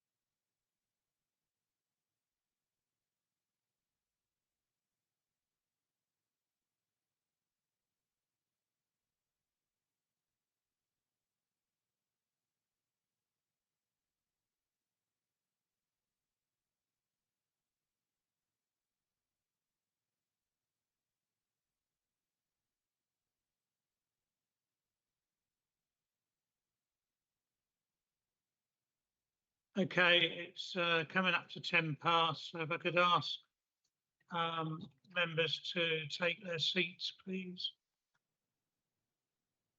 Thank you. So we now turn all the way back through your pile of paper to about the halfway point, page 502, emerging proposals for a new local plan. And take it that be Councillor Jeffreys introducing it with full of smiles and joy. Thank you, Councillor Harper. I'll keep this brief. New local plan there takes about 5 years in all, and you just keep going, from what I can tell. Behind the work scene, work has been happening. There's a formal process to be triggered, which we're suggesting in April. The timetable on pages 515 and 516 sets out that process. You'll notice that it ends in March 2029 when we don't exist anymore. So the theory is that the new authority, which I'm assuming we're calling Greater Maidstone for just for clarity's sake, will be able to pick up and run this work should they wish. Thank you. I don't know if the officers like to add any comments at this point. Yes, thank you, Chair. Good evening, members, and thank you, Councillor Jeffrey, for the introductions. I'll very quickly go through a few pointers on the report. But essentially, as we all know, the local plan review was adopted in March 2024. But we do have a statutory requirement to review that plan within 5 years of adoption. It's also identified as one of the key priorities in the corporate strategy year one action plan. So in the report presented tonight, it outlines how we intend to start to produce a new local plan under a new national planning system, of which the necessary legislation and guidance has not yet been released by central government. We were promised a lot of things in spring 2025, and we still await them now. We've also got the backdrop, as Councillor Jeffrey said, of a local government reorganisation and the uncertainties that that might bring. So there are inherent challenges with starting a new local plan now. However, there's a lot of preliminary work that we can be getting on with now before the formal plan making stages start. As you can see from the report, these kind of tasks include sort of early engagement with members and technical officers and specialists, just to understand right from the outset what the parameters are that we want to see within this new local plan. We can also start commissioning of initial evidence baseline studies to ensure that all the proposals and all the decisions that we make in this new local plan are based on a robust evidence base. I think paragraph 2.14 of the report lists the kind of evidence that we envisage need commissioning as a starter. We can also start preparing for a new call for sites exercise. This is one of the early stages of making a plan, and we invite anyone with any land in the borough that they would like to see brought forward for development to submit their call for sites for consideration to the council. What we want to see this time around, I think, is a much greater focus on land for infrastructure purposes as well, not just for sort of homes and employment uses, so schools, community uses, renewable energies, as part of sort of sustainable planning for resilient communities. What officers will also do is start undertaking the detailed project management side of things, so project initiation document, risk registers, and a plan timetable, which will set out also how we plan on engaging with the community and consulting as we go through the process. I think before I hand over for questions, it's quite important to sort of reiterate that just because we are going to start a new local plan, that doesn't sort of render our current local plan review null and void and done and dusted. We must still continue to deliver what's in the local plan review. And actually what we'll do in the new local plan is build upon what's already built into the local plan review in terms of growth and development. You know, we'll have to look at what our objectively assessed needs are over the next 15 years in terms of housing, employment, infrastructure. And we have to balance that, obviously, with continuing to protect and enhance our landscapes and valuable heritage and nature. And this balance is really fundamental in being able to produce a sound plan. If recommended tonight, and if approved at Cabinet, the intention would be to start these preliminary works as soon as possible and to bring back to PAC a report in April next year, setting out the progress that we've made. I'll hand over for any questions. Thank you. Before I go any further, can I see how many people might be wanting to speak on this item? Councillor Russell, just Councillor Russell, Councillor Spooner, right? Okay. And nobody else? Oh, okay, Councillor Clark. Yeah.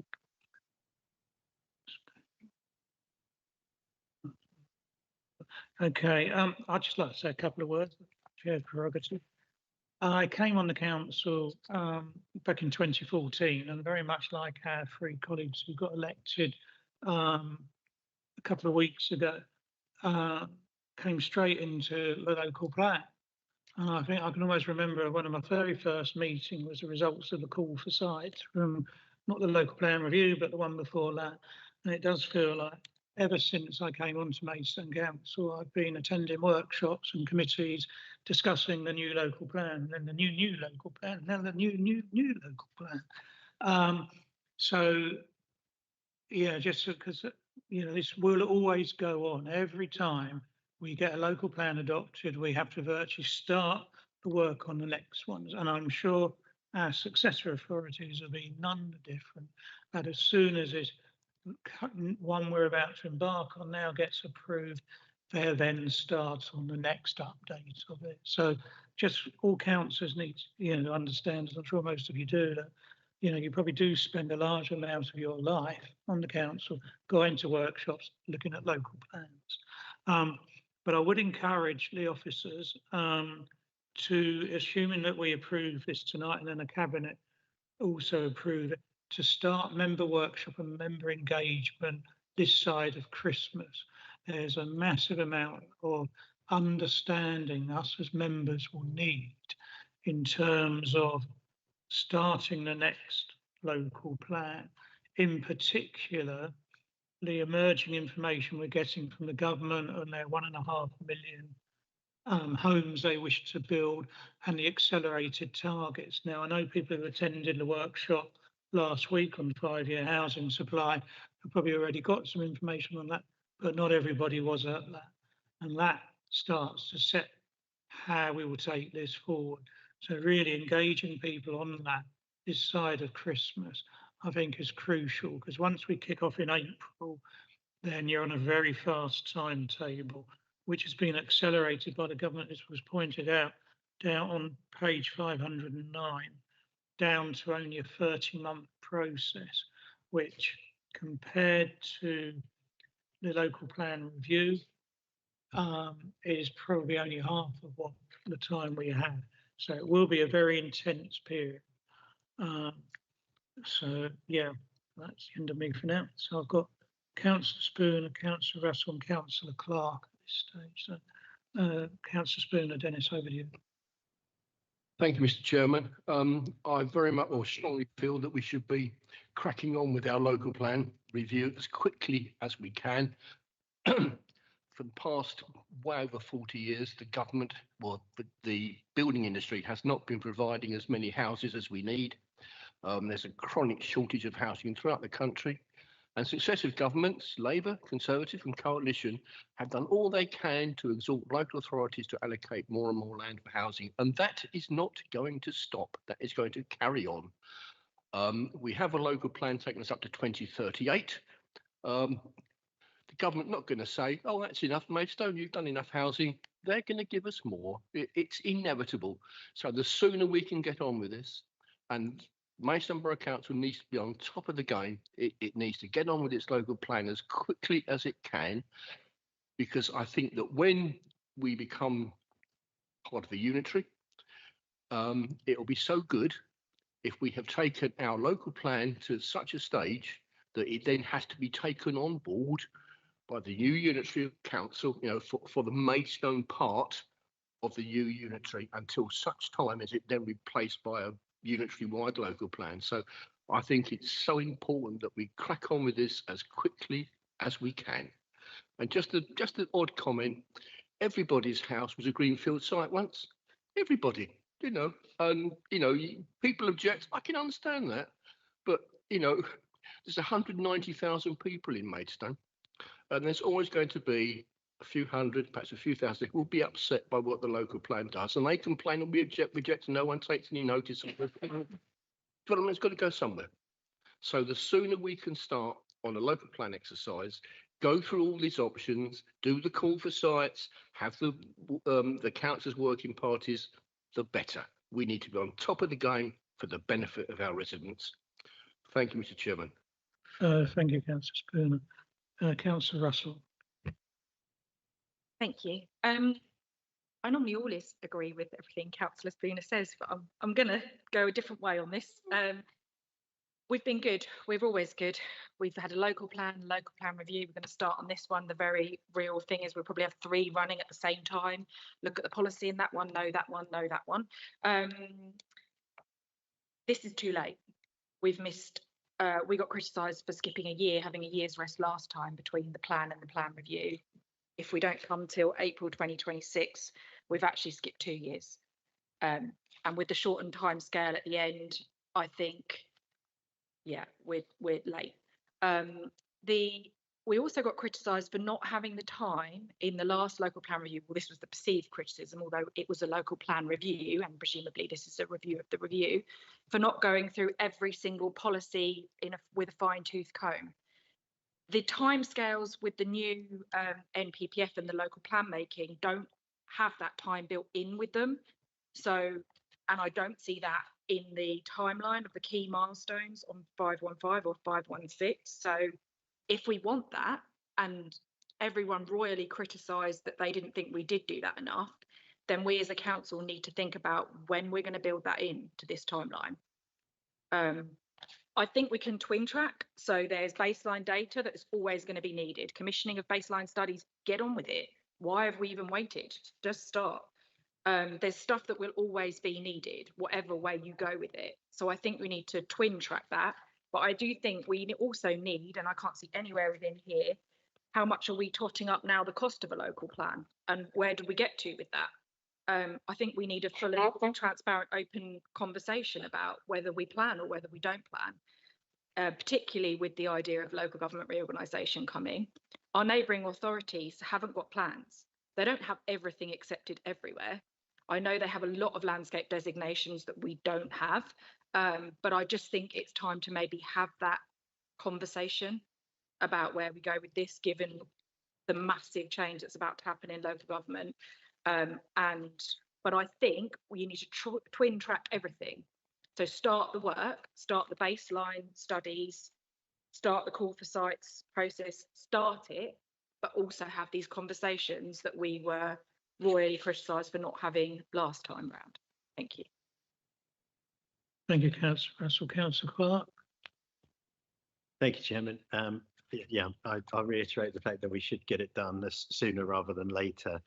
With the last local plan review, we almost missed Regulation 18. If you remember, there was a pressure on timescales, and there was a proposal at one point that we go straight to Regulation 19, which means that we essentially will be handing the feedback that comes in from the consultation process to the government inspector, or to be prepared for the government inspector, rather than us as a council to look at what's come forward from residents. So I definitely think we should put a couple of anchor points in the timescale to make sure that we do have space for those regulation consultations.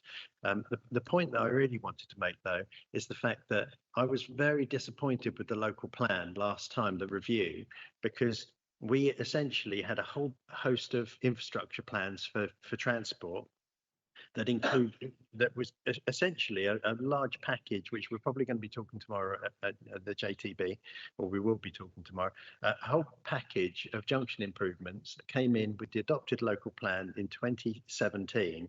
When we went ahead with the local plan update, especially when we got closer to the final stages, we knew that half of those, if actually more than half of those, were not going to be delivered by KCC. We knew that they dropped out.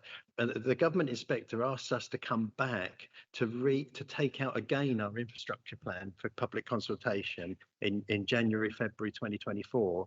And I know, I mean, I literally went down the list of the items that were included in there and gave an update from a JTB perspective as to KCC is now saying that they will not progress this scheme. They will not progress that scheme because we essentially cut and pasted from the adopted plan 2017. We didn't really have anything new with the local plan update.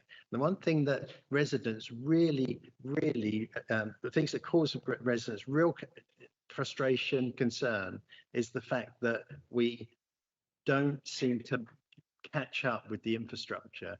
And the one thing I would absolutely urge is please do not just cut and paste this infrastructure plan that's outdated already. Let's think about what we need from the Highways Authority to deliver alongside of this housing, because I think we did a very bad job of that last time. Thank you. And I'd just like to, before I bring the officers back, pick up on a couple of things which have been raised. Last night at full council, I think everybody agreed pretty well that highways are a major constraint in the borough. And I think looking at kicking off a new local plan process, picking up Brian's point, we have a chance to try to correct some of the issues with our highways network, easier in terms of new development proposals and trying to retrofit it in the existing town and villages. But that will have to be one of the things we need to give a priority to, and probably do quite a lot of member workshops on, because of the angst of our current issue with the road network, which was, as I say, highlighted by a lot of people last night, and also active transport policies, which we have started on at times, but we need to look at how we push those forward. And the other thing we need to do, probably very early on, is picking up Claudine's point, because it came to my mind after Thursday's workshop last week, was yes, we can do the local plan. Yes, we can identify whatever it is, another 20, 30,000 houses on top of what's already in the local plan, whatever the figures will come to. But if the market won't develop them, it picks up the point. Is there a great deal of point doing a massive planning exercise, knowing that the market just won't build them out?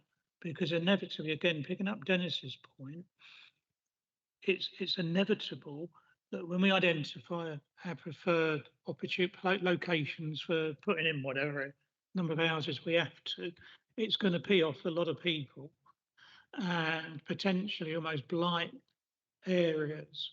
And then if the developers have got really no intentions of ever doing it, so I think we need to have that discussion in, roundtable workshops as to how do we address all of these issues. And that's why I'm urging this work a lot of it will be done this side of Christmas, because that will really form how we go. And we do need to go at speed. And there's a lot of existing work and documents which we need to update and check. And that can only be done through member workshops to make sure that we're hitting the right points. So we all need to be aware that we're going to have to devote a lot of time, not just members of this committee, but members of the whole council, to doing this to get it right.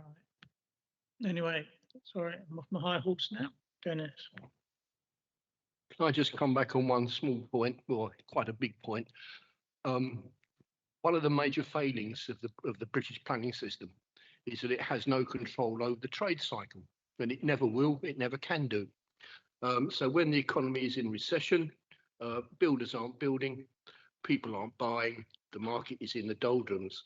But then when it takes off and the economy is growing, people are spending, people are buying houses, builders want to build, and they said, oh, we can't get permission for this, we can't get permission for that.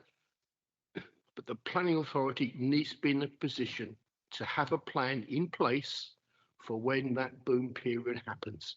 So we might be planning in perhaps a period of recession and thinking, well, no one's building houses, no one's buying them, but we need to be ready for when that boom takes place, and that is so important. Thank you, Mr. Chairman. I'd like to then, if everyone's happy, draw our attention to page 503, where we've got the 4 recommendations. Given it's a third of a page of paper, I'm not going to read them all out, but I'll ask everybody to look at recommendations 1 to 4 there. And I'm wondering, do we don't need to add in about workshops. I think that point's clearly understood. So can I see a seconder for those? Thank you. Can I ask everybody in favour of the recommendations? Or do we want to show of hands? That's unanimous. Thank you very much. That then takes us on to item number 13, which is the Maidstone Gypsy Traveller and Travelling Show People DPD Regulation 18C consultation, starting on page 528. Can't remember going through such a massive pile of paper. I suppose we will when we get a new local plan. That'll be even thicker. So, can I ask Councillor Harwood, now you're here, if you'd like to present this to us? Right, thank you, Chairman, and apologies for being quite a lot late, but coming back from West Sussex took even longer than I anticipated, a few hours. As colleagues are aware, we've been on quite a long journey with the Gypsy Traveller and Travelling Show People Development Plan document, but there's now light at the end of the tunnel, and we have on the papers from page 528, covering report and the draft document, which is ready essentially to go out for a Regulation 19 consultation. Just to put into context, the numbers are relatively small in terms of the requirement when compared to the settled community. So we have to find 20,000 odd units for the settled community and only an additional 500 for the Gypsy and Traveller community. But the nature of these developments are often challenging from a planning committee perspective. So this DPD does attempt to tackle some of the challenges that we face kind of meeting after meeting in planning committee in terms of quality and in terms of the amenity issues.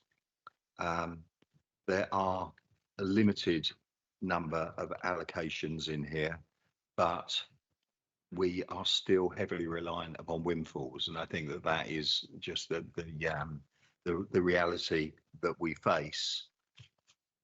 I think probably if I pass over to Helen, she can give the kind of technical detail of where we're going. Thank you. Thank you, Councillor Harwood, for that introduction. Yes, as Councillor Harwood said, this is the next iteration, the third iteration of the Gypsy Traveller Travelling Show People DPD. It's actually going to be a third Regulation 18 consultation, Regulation 18C, and as it says in the title, it's going to contain our preferred policies and our potential sites for allocation. I think really the report just reiterates the importance of the DPD and why it's vital that we do seek to plan for the different accommodation needs of all of the borough's residents. You'll have a look in the, I think it's in Appendix 1, the consultation document. It includes revised policies that set out our preferred spatial strategy, our approach to meeting the accommodation needs, as well as actually introducing a brand new policy this time around on the provision of new public sites, which I know is something this administration is very keen on providing. It also includes revised development management policies, again, to raise the quality of developments and the bar at which we can assess planning applications against. It does remain the council's preference to see development directed first and foremost onto allocated sites, but then going down in the sort of preferential hierarchy to actually accommodate extra pitches on existing sites from where that need is arising from in the first place. After that, the spatial strategy would be to provide sites on unallocated sites, and that be in accordance with the settlement hierarchy. Of course, it is preferential to see development within our settlements. However, the reality of it is all of our existing sites are in countryside locations, and all of the sites that we've had submitted through our call for sites exercises, of which we've had 3, are also all in countryside locations. So in terms of our spatial strategy, the reality is that development will continue to be predominantly within those rural countryside locations. What we do have is a very high identified accommodation needs, perhaps one of the highest in the country, certainly the highest in Kent and the southeast. And we're going to struggle to meet those needs in accordance with the national planning requirements. We will be relying on speaking to our neighbouring authorities under the duty to cooperate to see if they can help us meet some of our unmet needs. So for the first time in this consultation, as I said already, we're actually going to be setting out some potential site allocations, some potential development sites. They are not necessarily our preferred sites. What they are is every site that was submitted through the call for site submission that are deemed at a high level potentially suitable for allocation. Now, they're in there with a very draft site allocation policy with indicative site and pitch capacities, and those capacities have come directly from what the landowner had submitted in their call for site submission. They have not been moderated, they have not been revised up or down or had any detailed assessment at this stage. That is simply what the call for site submission form contained. And what the plan is to consult on those sites, see what people think of those sites, and concurrent to the public consultation, also start doing more of those detailed site assessments, both with our development management colleagues and Kent County Council in terms of highways, ecology, drainage. We're sort of under no illusion. This plan isn't going to be the silver bullet. It's not going to provide all the accommodation needs that we know we need to. However, it is the best plan that we can come up with at this time.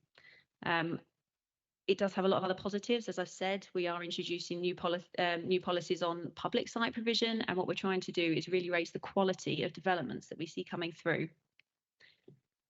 Alongside the draft consultation plan, we'll also publish an updated sustainability appraisal report, and that will also be consulted on, as was the case with the Regulation 18B report. If recommended tonight, this will go to Cabinet on the 22nd, and if approved, we would like to start a 6-week public consultation commencing the end of November.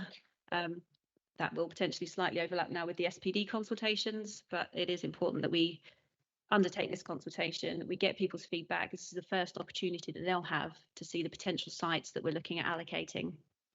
I'll hand over for any questions at this point, I think. Thank you for that. Before I open it up, I've got a couple of questions. I mean, you referred to the sort of the council policy, which is to look at identifying sites for the council to develop, because I think that's in the corporate strategy or corporate plan, whatever we call it.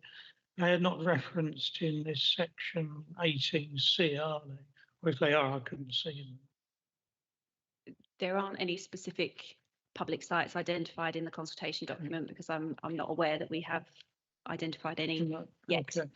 That's fine. My other question was looking on page 604 and 605, where you lay out 2 examples of amenity blocks, one of which obviously is considered to be larger than the other, but I can't see it sort of anywhere. It seems to be pointing towards which we would be adopting, or would we not be adopting?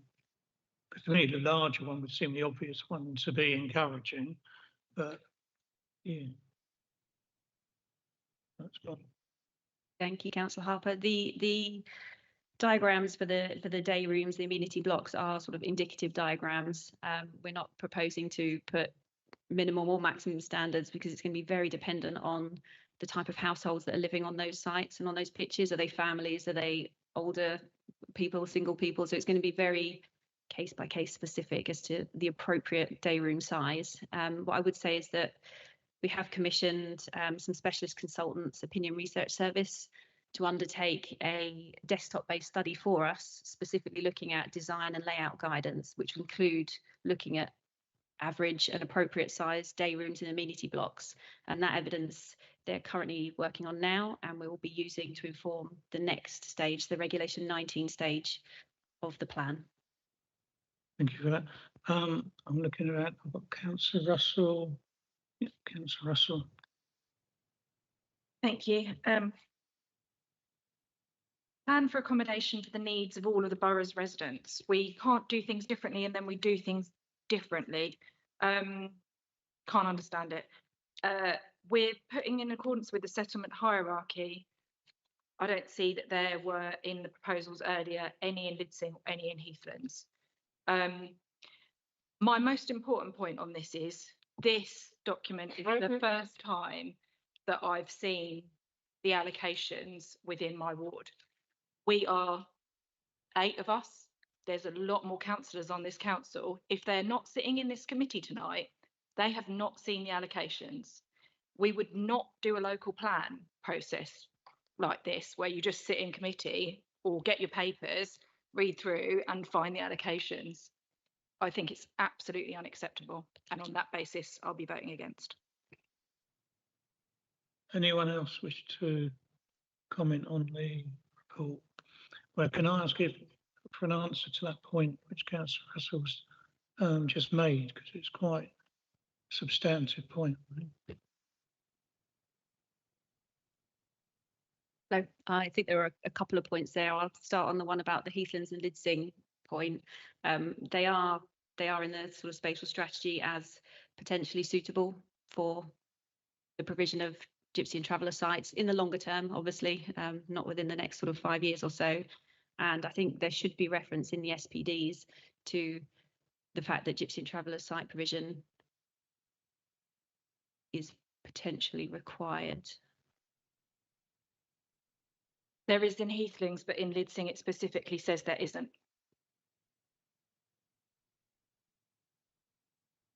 Thank you. I'll take it away and look. The other point on the site allocations, as I say, these are all of the sites that we've had submitted through the call for sites process. They are all already published on our website, and they are our potential sites. They are not our preferred sites. They are literally all the ones that we have on offer that could possibly be included in our submission plan. And this just gives everyone the maximum opportunity to see all of those sites that we have to potentially allocate. Okay, can I perhaps suggest that, not obviously for tonight we are where we are, but moving ahead, when we do call for sites on any of our policies in the future, that all ward members are kept informed of the outcome, so we don't get to a situation where we arrive at a committee and people see sites within their area for the first time. I think that's going to, well, obviously we just discussed the local plan review. I think, you know, make sure that that's taken on there so this doesn't happen again. But we've got the recommendations on page 528. Right. 529, yeah. Okay, so there's 2 recommendations. Anyone want to move them? If not, I'll move them from the chair. I think, can I see a seconder for them? Yeah. Okay, I'll read them out.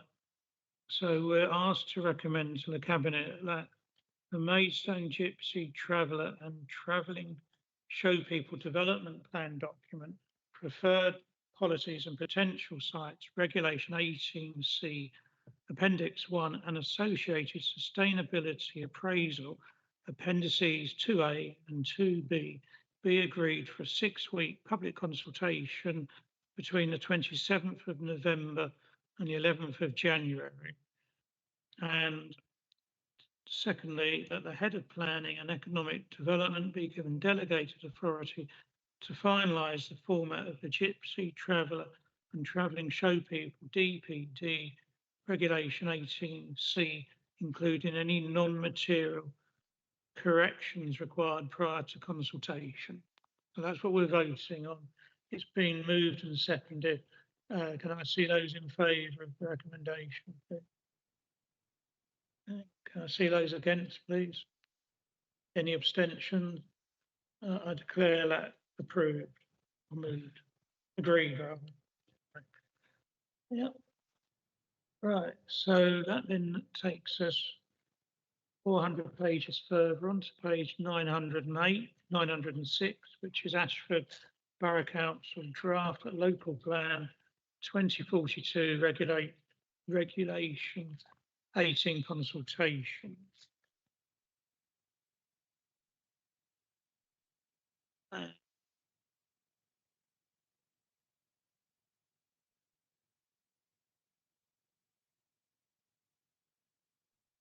Yeah, I'll ask Councillor Tony Harwood to introduce this report, please. Right, thank you, Chairman. The proposed response to Ashford Borough Council's Regulation 18 consultation on their developing local plan can be found at page 913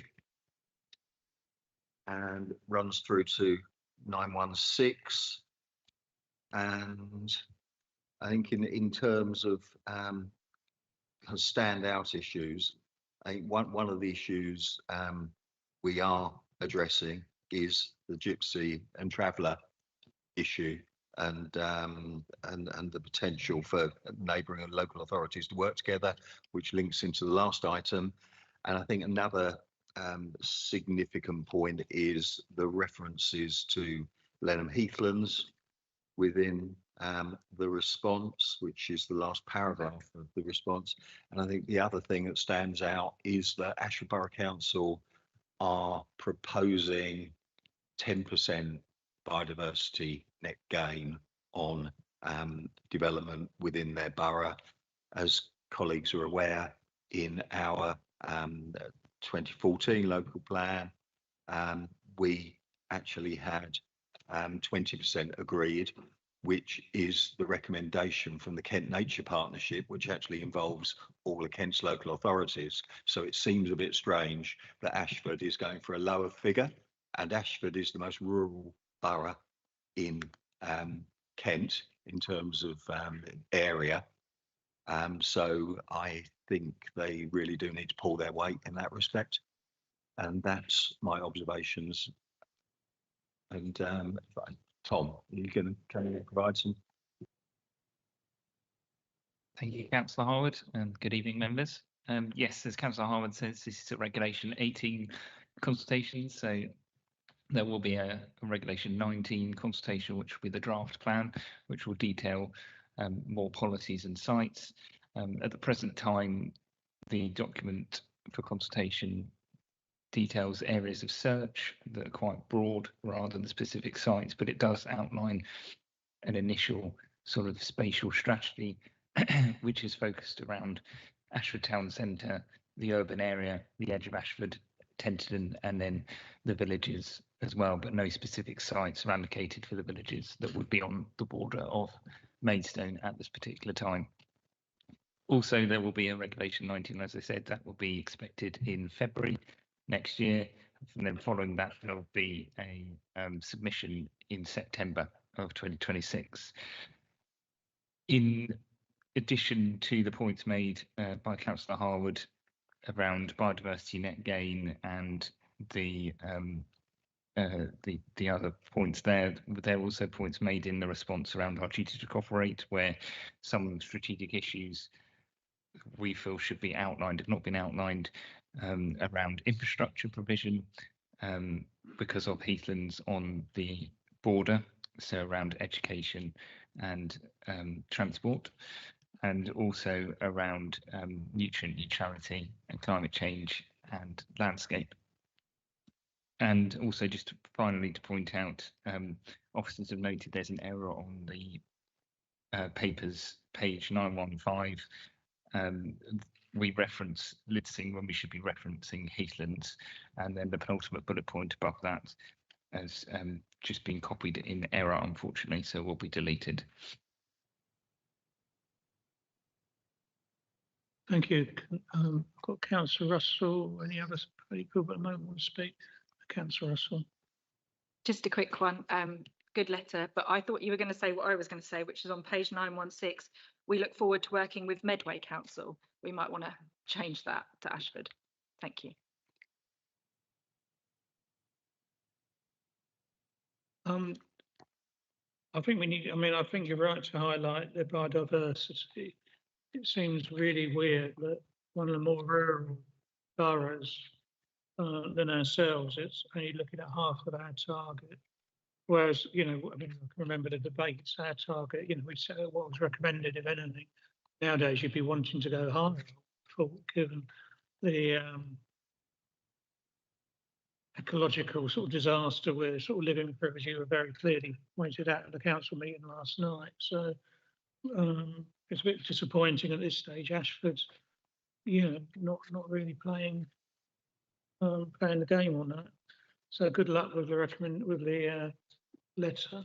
Anyway, if there's no other comments, can I suggest we look at page 907, and our recommendation for the Cabinet is that Maidstone Borough Council's draft response to the Ashford Borough Council Local Plan Regulation 18 consultation attached in Appendix 1 of this report be approved for submission to Ashford Borough Council. Is that seconded? Yeah, thank you. Everyone happy with that? Should we agree? If we don't need to put it up, yeah, great. That takes us to our last item, which is page 900, and it starts on 931 and goes to the end of our ream of paper, which is the farmers market. Katie, you've been very patient. If you'd like to take a seat, and can I ask Councillor Stephen Thompson if you'd like to introduce this report? Thank you, Mr. Chairman. It is being a long evening with much important business. I will do my best to be brief. We have been reflecting on the transfer of farming land to housing. This item is attempting to redress that balance in a very important signal manner.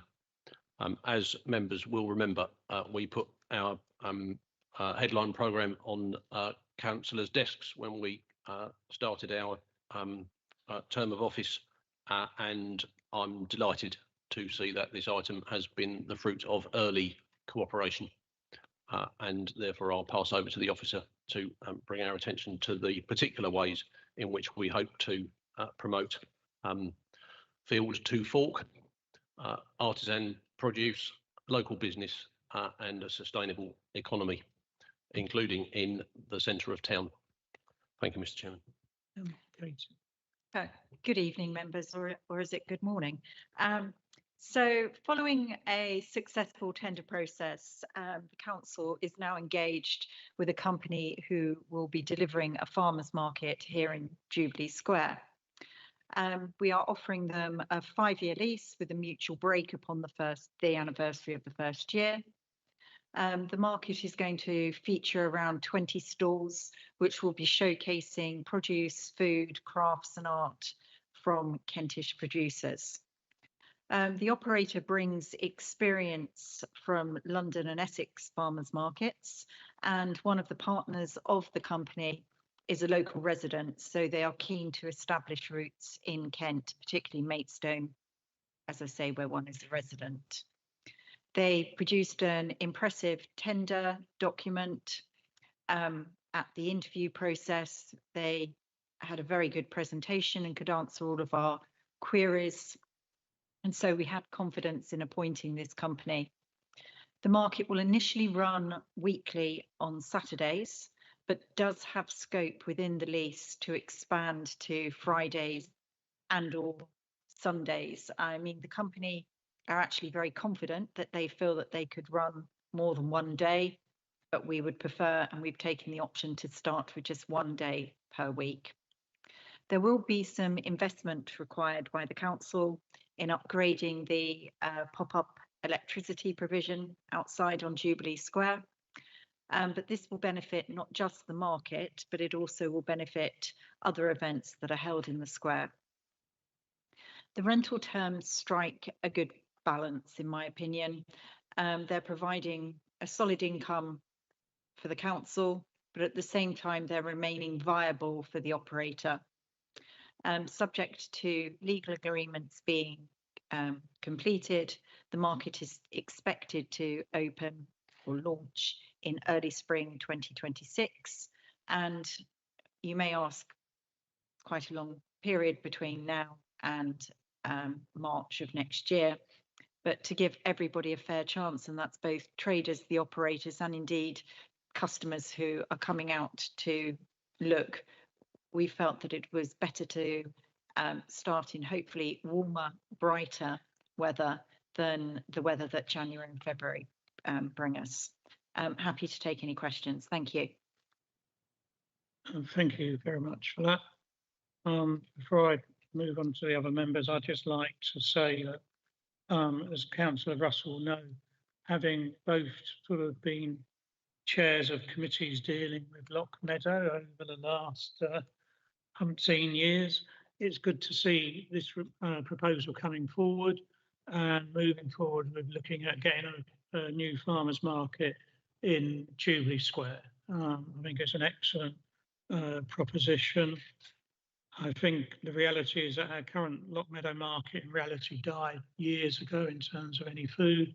And one of the things I'd like us to do is, as part of bringing in this new market, look to either decommission markets at Loch Meadow or actually undertake a full review and come to a decision, because Loch Meadow markets require increasing subsidies from the council. Every year it has failed traditionally on its income target.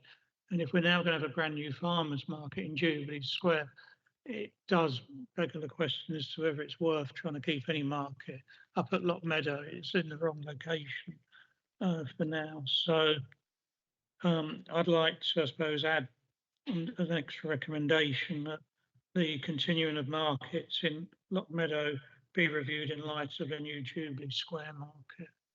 I think it's about time we bring that issue to a conclusion. We've been discussing it for about 5 or 6 years in previous committees here. Sorry? More, yeah, no more. I think you're right, Alison, being a bit modest there on that time scale. But yeah, no, I think it's an excellent report.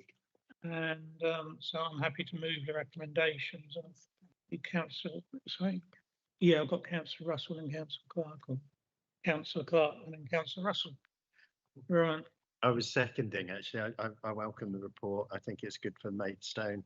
I think that your point about Loch Meadow is well taken. I think we should review it. We should make sure that this is established and a working model. And as long as there's a certain points which are guarantees on this list, as long as we've got robust ways of making sure that we hold them to account, then I'm happy to second. Just be cognizant what we're doing. Maidstone Market's open on Tuesdays and Saturdays. Open this one on Saturday. You've opened it in direct competition with Maidstone Market. I don't know if that was the intention, but you know, it's a bit of a survival of the fittest, is it not? It worries me where it says local artisan crafts and general merchandise. What is that? And where is local? And I think we need to have a reality check. This is a posh farmers market, it sounds like, where you buy your really posh cheese and your really posh bit of ham and whatever. And I get that. There is one in Bearsted. I know that. But also, more importantly, if we are talking farming industry, I'm not bringing a whole butchered lamb down here and trying to sell that, because you'll sell the good bits all day long and you'll go home with the rest of it. So this is, you know, it's a nice to have. I don't, you know, judge the idea, but if we think we're going, oh, lovely, we've really helped the farming industry in our area, we haven't. We've maybe helped some little add-ons or, you know, a tiny little extra outlet for your apple juice, as well as trying to get the bulk of your apples through to Tesco's or whatever. but it's not really, there's a very big industry in farming, which is just not even touching the sides of. I could go on about that and what successive governments have done to farming all day long, which we're very late and I won't. But it's that point about having it on Tuesdays and Saturdays, you're going into direct competition. And I know there may be varying different thoughts about Maidstone Market down at Lock Meadow, but I do know that it's frequented and I do know people go there. And when we've got wider issues in the borough, like cost of living crisis, people go there for to help them with their weekly things that they might find more cheaply. And that might not equate to posh cheese, but that doesn't mean we need to put them in direct competition. So I think for now, we should steer clear of Saturday and give it a trial on a Sunday, maybe, and see where it gets to.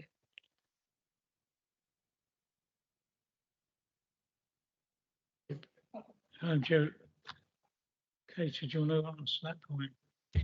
If I could just come back on some of those points. We obviously had quite a debate internally about would this market be in competition. This was prior to the tender process, and then once the tender submissions had come back in.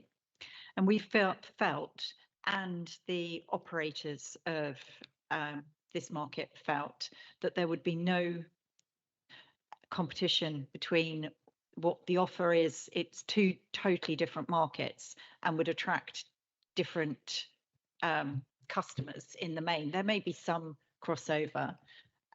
They also felt that if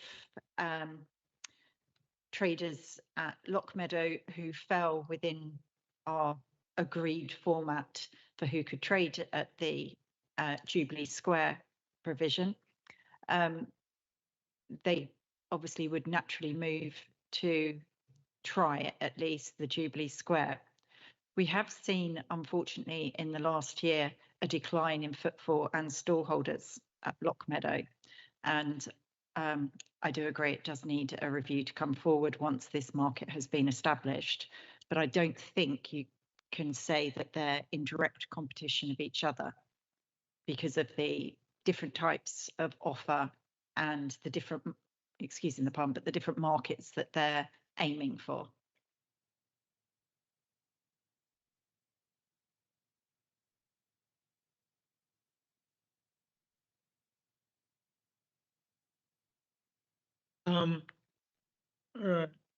Well, I think we definitely need the extra recommendation that we undertake this review of Lock Meadow as part of this.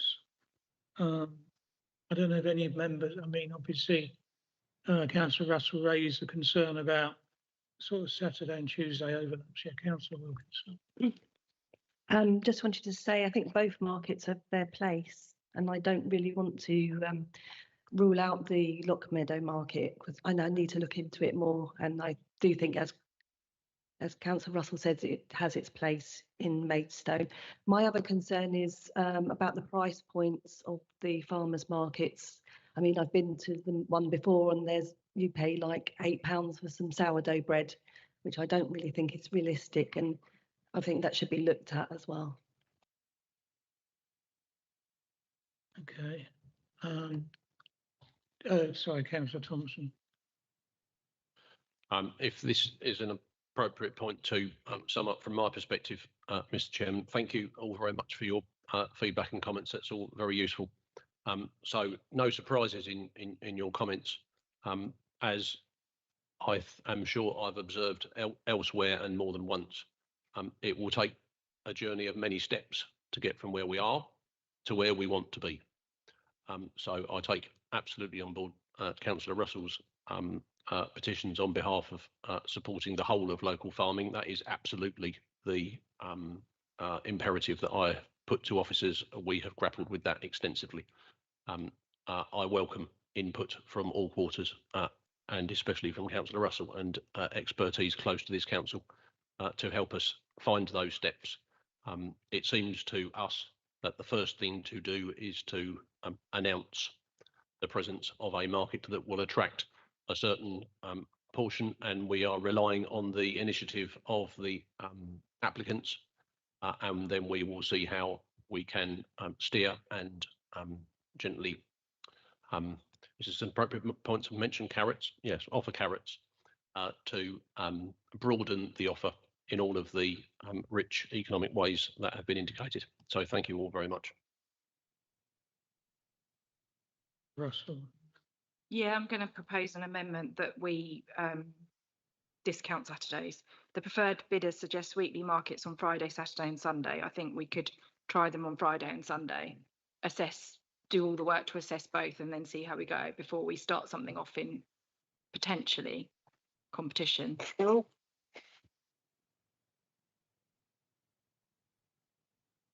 Is that seconded?